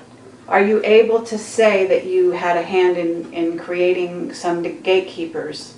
Well, I created gatekeepers, and whether they use it there or not, I don't have any idea. I just know they buy a lot of gatekeepers or bought a lot of gatekeepers. And I know that right now we're in the process of negotiating a very large order for gatekeepers, what I call gatekeepers, and what they're going to use them for, I really can't mention. Would you call yourself sort of, an inventor? I mean, how would you... I have always billed myself as an instrument maker. I build instruments that see things or hear things or measure things that heretofore nobody else builds. Anybody else builds something, I don't ever replicate it. I don't reinvent anybody's wheels. I invent my own wheels. Okay, I want to kind of go into a different area that we haven't really addressed at the moment. And I want to know if, you know, because obviously I realize there's a lot you're not talking about, and there's some stuff that we've got off the record and all of this kind of thing. But do you feel that you're protected? Yes. Do you feel you're protected on an earthly level or on other levels as well? Definitely an earthly level. I have no idea about other levels. However, when you say feel as compared to know, then I will tell you that I've had a charmed life. Okay. I can remember one time in Vietnam standing in a firefight and remember that basically only machine guns fire tracer bullets, and every fifth round in our machine guns at least is a tracer, so the machine gunner can aim his weapon because they're jiggling and bouncing so much you can't really use a sight well, so you want to see where the bullets are going and place them where you want them. So every fifth bullet goes out and you see a little red glow where the bullet's going. And I was in firefights where the tracers were so thick it was like you were in the middle of a 30-foot campfire that was down to the ashes with a weed eater whipping up sparks. And I remember about the third time I looked up and said, "You and me, Big Al, all the way," because I knew I was being kept alive. There was no reason for me to be alive. 50% of the Marine, the Marine officers I went to Vietnam with were killed while they were there. They were there for 13 months. I was there for, I don't know, 23 or 4 months. But anyway. And to this day, you feel that... Well, I've been in other places that were even scarier than that. And I've done crazy things all my life to invent things fast rather than slow and take it the hard way instead of the easy way and so forth. And somehow live through all of it. You know, I get the biggest kick today out of some kids spilled a little tiny bottle of mercury in a town nearby, and they came and dug an Olympic swimming pool in their front yard and hauled all the dirt off and charged them thousands and thousands of dollars to get rid of the mercury. Hell, I used to spill 2 or 3 ounces of mercury a day in my lab, which was down a basement. And the only thing it did probably is drop my IQ by 30 or 40 points. But that didn't really matter. I used to go around with a piece of lead solder hanging out of my mouth. I must have spent 20 years with a piece of solder sticking out of the corner of my mouth getting that good lead. And all that did was drop my IQ another 10 or 20 points. So, yeah, I've been charmed. Okay, have you been threatened? Oh, yeah, I've been threatened a number of times by just about every kind of person that would want to threaten me. You can make a joke about Bastard School as well, that's a good one. Well, that was what I was trying to get to, but... Yeah. You can talk about Bastard School, that's not classified. AKA terrorism. Can we talk about Bastard School at all? Well, yeah. Okay. And what was your experience with that? Well, I call it Bastard School. When I was an officer in the military, very obvious, I was trained in military things. And I was taught to be the biggest SOB on the block. And I got so good at it, they finally turned around and had me do some other things because it scared them to death. Because I was a mean green killing machine. And so instead of teaching terroristic things, they had me teach anti-terroristic things. And then they in both cases, one, they were afraid that the enemy would learn what I was doing that was nasty, and then they thought the enemy might learn what I was doing to disrupt being nasty. So then they moved me on to other things. You've dealt with mind control in some ways, in some fashions, and you know something about the mind, clearly, and about this information field, and I'm wondering if there's something within the information field and or the mind-body interaction that can be set up to protect oneself against, let's say, mind control devices such as the digital television that is now projecting, you know, able to communicate with people in their houses and so on and so forth. Well, that's an assumption that we're making. Right, I'm making that assumption, not Yeah. you. But, And, so I'm just asking, what, is there something, some There are technique- things that were designed specifically. As an example, in the probably 80s, the Russians had a thing that was, because it sounded like a woodpecker on a shortwave radio, it was called the woodpecker. And they had 3 large locations that were transmitting probably several million watts per location, and they were phased in a particular area so they could move where the peak of that electromagnetic wave would fall. And turns out that one of the places here they had it fall was in a town called Eugene, Oregon. And people there were getting sunburns while they slept at night. And they were getting headaches, and they were having birth defects and so forth. And the woodpecker had a very strong signal there, and a highly interfering signal. And it was at a psychoactive frequency, so that it would disrupt the appropriate thinking capabilities of the brain. This is all documented, by the way, on the net. Oh yeah, it's all documented on the net. And there were also, a good friend of mine was a man who discovered that they were bombarding the Moscow embassy with microwaves that had much the same frequency content. So there was a fellow that designed a little device that you could wear under the collar, which was provided to all of our personnel that we needed to make sure had clear thinking, that they could carry with them, and it would send a signal, a close-by signal, remembering that electromagnetic waves decrease with the cube of the distance. After a very short distance, the signal is very, very weak. So you put a weak signal near the person and drive their mind into a range of brainwaves that would be benign or even hopefully beneficial. And they found a very simple way to find out what was beneficial, and then a very simple way to tune the device so that it would put those waves out. And they were carried by all types of diplomats and military personnel for So we can years and assume years and years. the president and various people are using these devices to this I day. would certainly think they would be. I know it would. I know that I carry one around. Okay, and you're saying this person who invented it, you're saying you're not the person who I didn't invented say anything about it. it. Okay. But there's also a technique involved such that one can do it without the device if one learns? Yeah, you can learn to hold your mind pretty much in whatever mode you want. But it has to do with the informational field, is that No, right? it doesn't. It has to do with the electromagnetic field. Oh, really? Yep.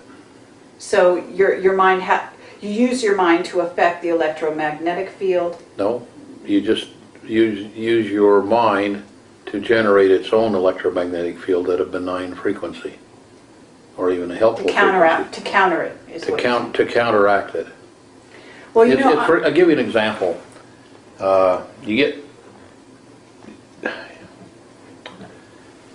You get 3 or 4 people that are very close, or 2 people that are even closer, and what you'll get is you'll get heartbeat synchronization, which just occurs, and then you'll get brainwave synchronization, and then unfortunately, or fortunately, depending on the situation, you get hormone production.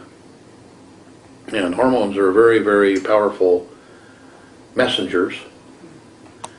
And then you get into trouble, but or not. But it's a form of entrainment, right? it's a form of entrainment, and you get an entrainment. So a very weak signal can give you great entrainment. Nikola Tesla made a device that used compressed air, and it was a little weight, and he could stick that on the ground outside of a skyscraper in New York, and this thing would sense ground wave oscillations and tune itself to them.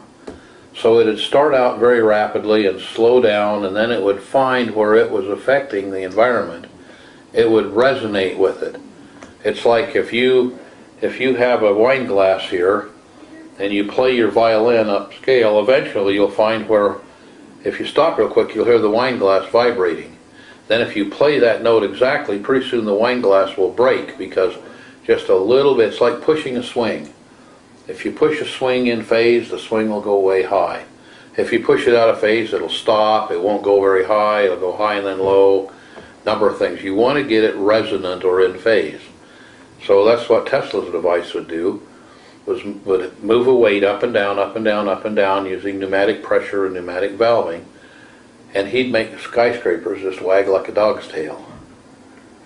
So New York. isn't this the actual, like, sort of the kernel behind mind control, is getting a very slow resonance No. set up and then affecting it No. one way or another? No? No.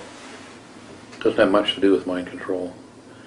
But part of what you want to do, perhaps, with mind control is get your mind in a certain frequency.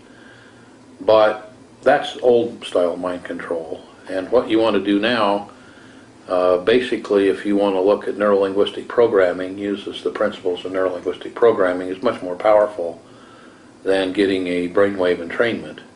Brainwave entrainment will drop the IQ, it'll drop the attention span, it'll drop change the memory. So there are a number of things that can be done there, but what we use now is a thing that changes the way the brain is attached to itself and the way the brain hooks together, and we just change the neural pathways. You can cause a person to forget, you can cause a person to do things that they have no intention of doing. You can make a stimulus that would cause one thing, like a stimulus that would cause me to reach out and grab some water and take a drink because I was thirsty. You can very quickly and easily change that stimulus to, when I get thirsty, I'll reach out and grab a glass of water and pour it down my throat, or my neck. Pour it down the front of my suit. So what about the idea that you were telling us about the piece of the heart? You could cut off a piece of the heart and it would actually give it to somebody who would recognize, a doctor, who would recognize it as a part of the brain or have resonance. It would appear to be brain tissue. And this is like a medical fact, right? It's a medical fact. And there's a very good book that anyone who has a child that doesn't read this book should be jailed. I'm serious. It's called The Magical Child by Joseph Chilton Pearce, P-E-A-R-C-E. And he has follow-up books on it. For example, The Magical Child Matures tells you why that no center city fatherless child is ever going to amount to anything, ever. They can't, because their brain doesn't form properly. Really? Yep. A fatherless child. Well, or motherless. An orphan. A child that's raised outside of a normal family environment, let's put it that way. That's much more accurate. And it'll tell you why that can't happen, why they can't really become useful to society. Well, is this the thing you were telling us about the heart, being close to the heart? Part of it, that's part of it. That's just part of it. There are a number of different factors. But one of the things that Pearce writes about in The Magical Child is, for example, that during the first 16 days or so after the amniotic fluid breaks, the child is exposed to the electromagnetic field from the mother's heart beating, and that field is modulated by what's in the brain cells in the heart, which are the emotions, and those emotions are transferred to the child. So they thought, well, that may be true, so they went to Europe, where a lot of women have their children Raised. They have raised by wet nurses who nurse them on their breast, and they find out that the child takes on the emotional content of the wet nurse. Or children who are raised without a father never get the male emotions from the father, But as you're compared saying to the female emotions. It happens in the first 16 days. After that, it's not the so greater part of it happens within the first 16 to 18 days. incredible. And it turns out, for example, the Russians did brilliant and massive research on this, found out that if the child is born underwater in a fluid, remember the child's already in a fluid, it isn't going to hurt him to be underwater for a while. The child's born underwater in a fluid about body temperature and moved up with contact with the mother to the breast, where if you look at how you would naturally hold your arms and nurture a child, the heart of the mother and the heart of the child are going to be right next to each other. The child starts picking things up. If the child is kept in that position for the first 12 to 14 hours, the child usually develops speech by 6 months of age and is able to stand on their own at 6 months of age. Can you talk about that Russian doctor? I unfortunately, I could if I remember his name. I can't remember his name. Okay. He was brought to the United States, and I can tell you that his techniques were used by Madonna in having her children. But we're talking about generating an IQ of as high as 275 in Right. children. I can tell you that her children are some of the most brilliant children on the face of the earth because of that.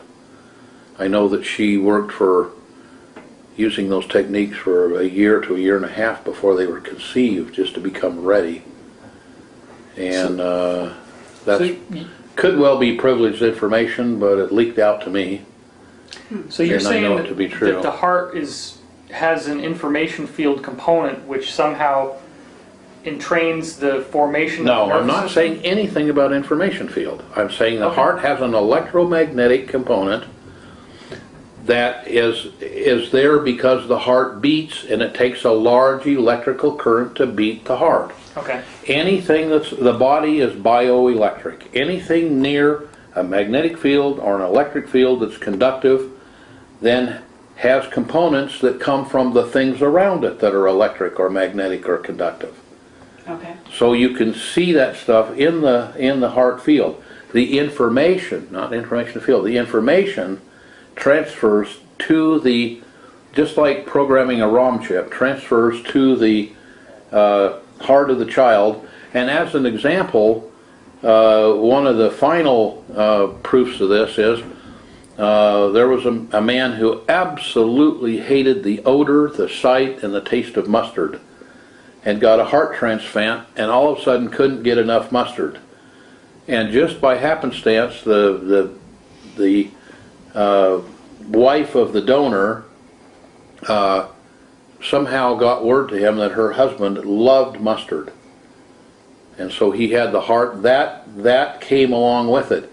Number of people were in essence SOBs, or were very tense individuals, and they got a heart from a man who was a very calm man, and all of a sudden their wife and their children didn't even know who they were. They were a completely different person.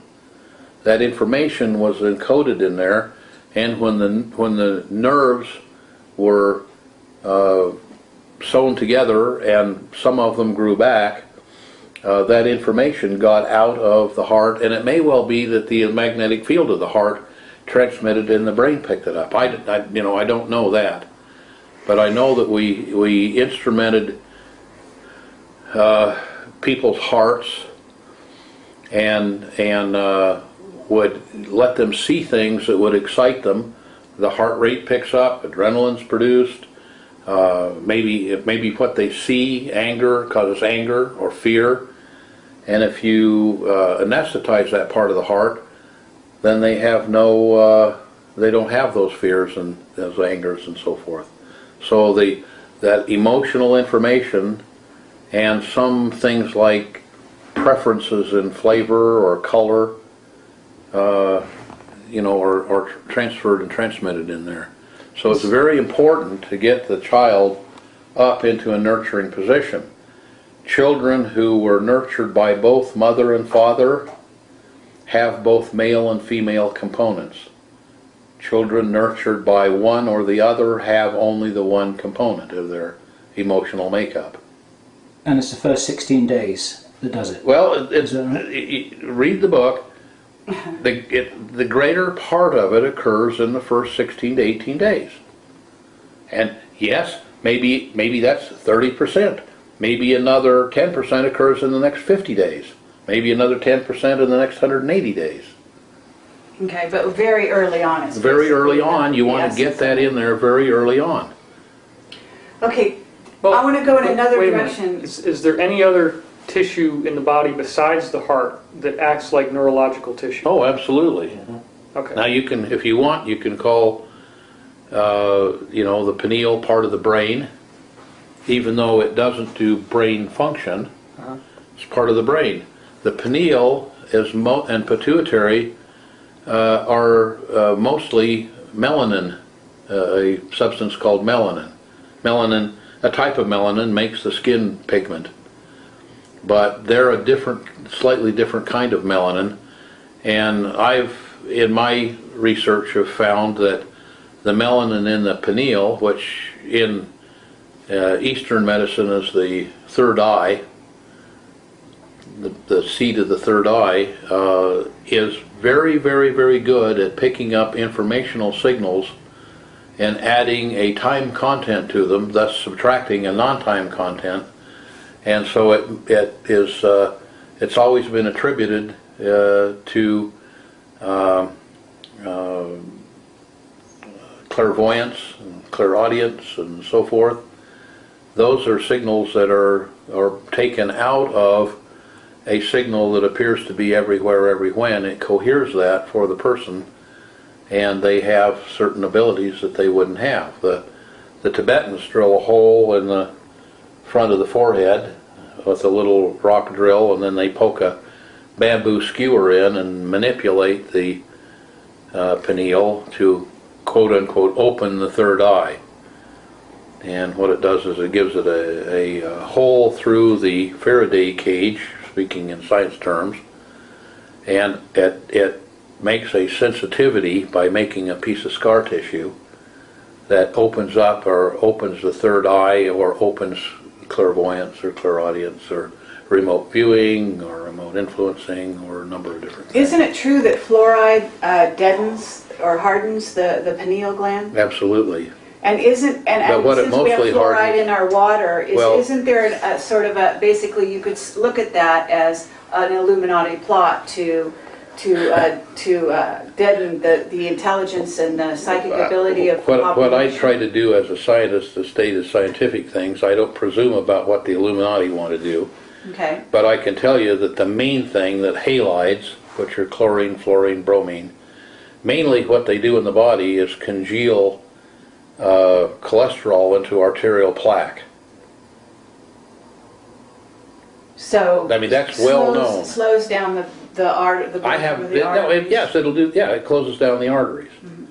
So there are many ways to sterilize water, other than chlorine and fluorine. There are many ways. For example, we say, well, we use chlorine for tooth decay.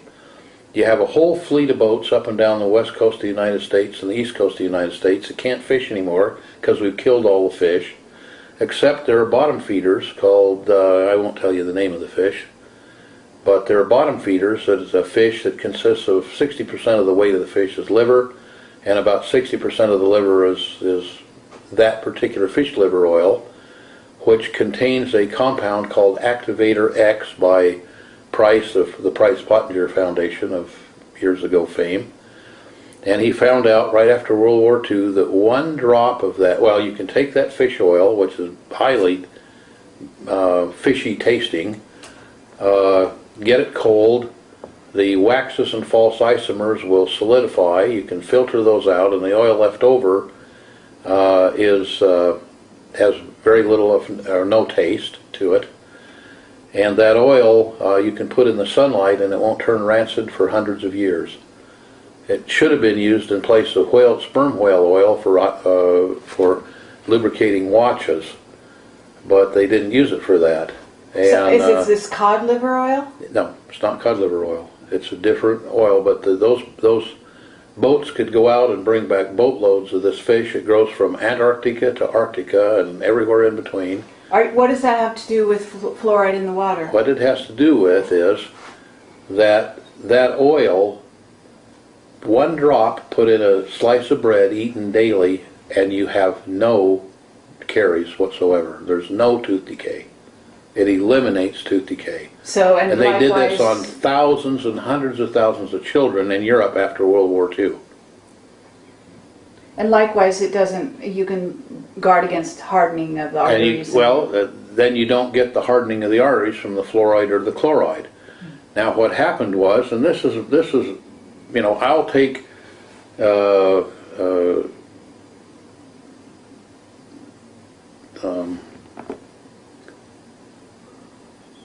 I'll take the hit for this. Let's put it that way. It's my conjecture that the only reason we use chloride in the water was because the politicians have already spent all of the Social Security money. So you've got to have something there so that people die at retirement age.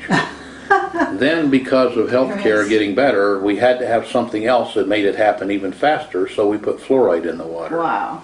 Because they could have gotten rid of tooth decay with an absolutely benign substance that we had a whole industry here that could go out and bring us back all we could ever use for the whole world, very inexpensively, and totally non-negatively in the body. But we didn't do that. Now, it's the reason that fish oil doesn't turn rancid is obviously because it's an antioxidant. It's the best antioxidant known to man, as far as I know. Price called it Activator X. It has a definite chemical formula. It could definitely be put out there. But it'd eliminate most of heart surgery. It would eliminate tooth decay. So it's not put out there because that isn't efficient in our system, in our capitalistic system. When you Well, say you're price, talking worldwide though as well, right? Yeah, it'd be worldwide. I mean, like I say, we did it in Europe after World War II for years. when But you we say, took that Activator X, by the way, was taken, there's a small amount of it in wheat germ oil. So that was taken from wheat germ oil. Now we found I found the ratfish had this stuff in, you know, massive amounts. when you say price, do you mean Dr. Weston price? Weston Price, yeah. Okay. And it's my conjecture. The only reason I could see that we would be using that is to kill people off. Why else would you do that? Saying about the pineal gland, because I have a whole long section in my video that everybody's seen, most of this audience has Right. seen it, all about the pineal gland. So Okay. you're saying that this oil, if taken, would help to decalcify the pineal gland or somehow increase its sensitivity? If the pineal gland is calcified by halides, yes, it would. Okay. But you're not naming the fish other than I the wasn't really naming the fish. ratfish that you just talked No, about. and that's not the. Not the main source. No, that's what it's called in certain areas of the world. Okay, but I was curious, you said something about, you know, there's camps being built around the United States. Do you know the purpose behind them? Yes, there are camps to detain people.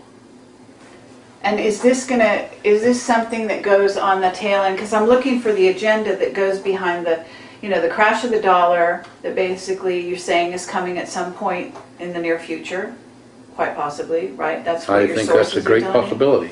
I'm Okay. planning for it. Okay. And then on top of it, there are camps being built, and you can verify that? Well, they're giving tours of some of them, and you go on the internet and you'll find out that there are a number of locations where people say, well, here's a camp that's built.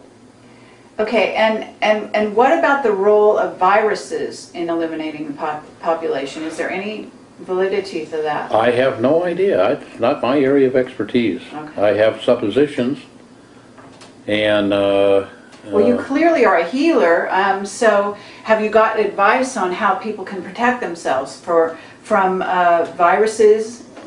well, I think all that advice is available if you just download it from the FDA websites or the various websites of, say, FEMA and Homeland Security. Really? Oh, absolutely. Wear a mask, wash your hands. They're absolutely correct. Okay. Another good thing to do is go to some place there's not a lot of people. And we're sitting here filming in an area that there's not a lot of people.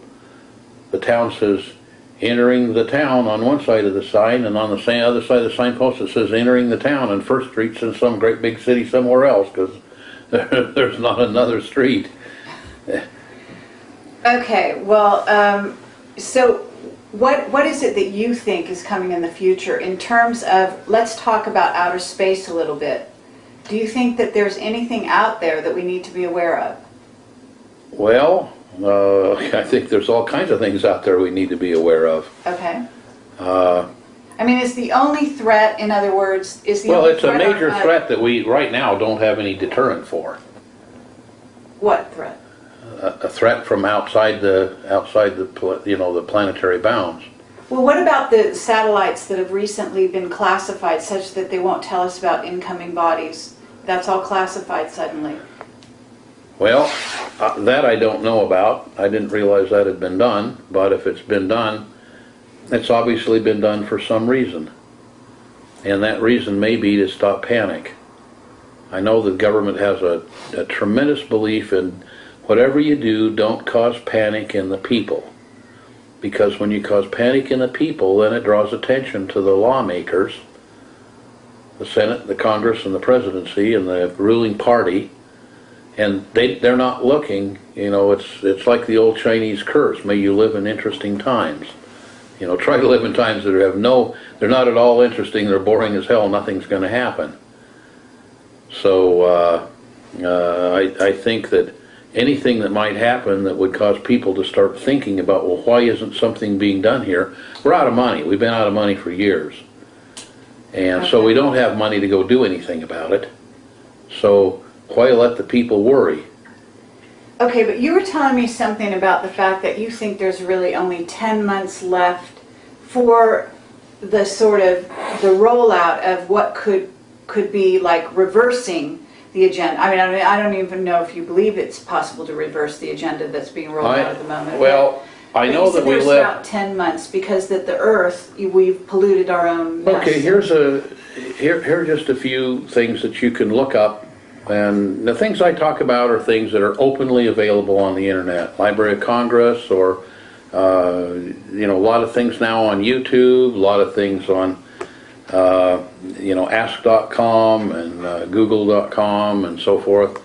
You can go in there and start making searches and looking, and you can find a lot of information. There's a tremendous amount of information About the things that you just spoke about, and specifically you can find out that, it's about a couple of weeks ago we just had a very near flyby of a huge asteroid that would have caused thousands, if not millions, depending on where it hit, thousands or millions of deaths on the Earth if it had hit the Earth.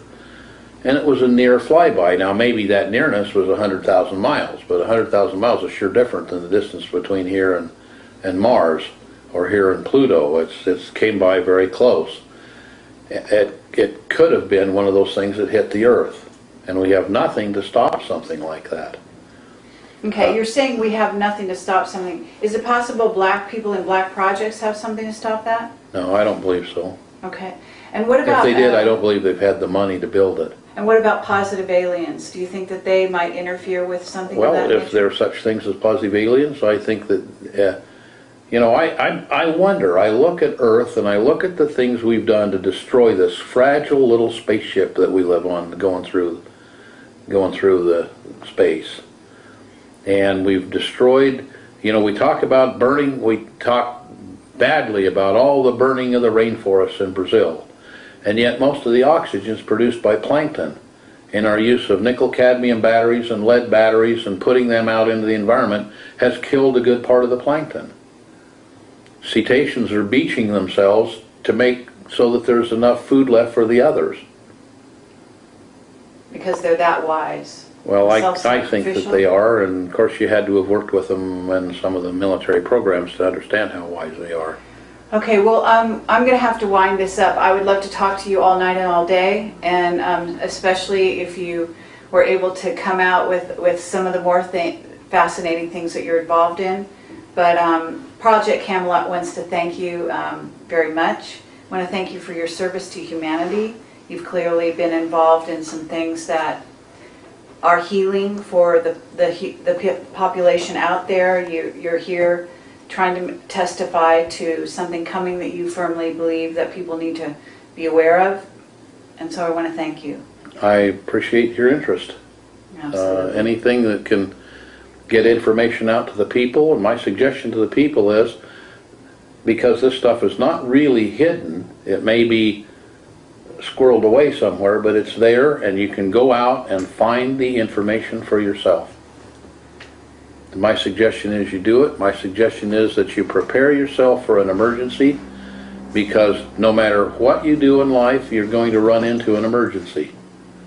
And if you prepare yourself for it, then you stand a very good chance of surviving it. And if you don't prepare yourself for it, you stand a very good chance of not surviving it. Okay, thank you. And Pete Peterson, I really want to thank you again. Bill, you want to say any closing words yourself? I think this is the most important interview we've ever done. Okay, and David, you got anything you want to add to that? Well, Pete, I just want to say I appreciate your courage for inviting us out here. I think that the data that you've given about the consciousness and the information field is really instrumental in my work, and I hope we can continue that discussion. Well, I think that we'll probably continue a relationship for a long time. And I'm perfectly willing to share that information. I'm at a point in my life that the only thing I can do now to make my life worthwhile is to share the wisdom that I've obtained as a stone rolling through this interesting experience of life on Earth.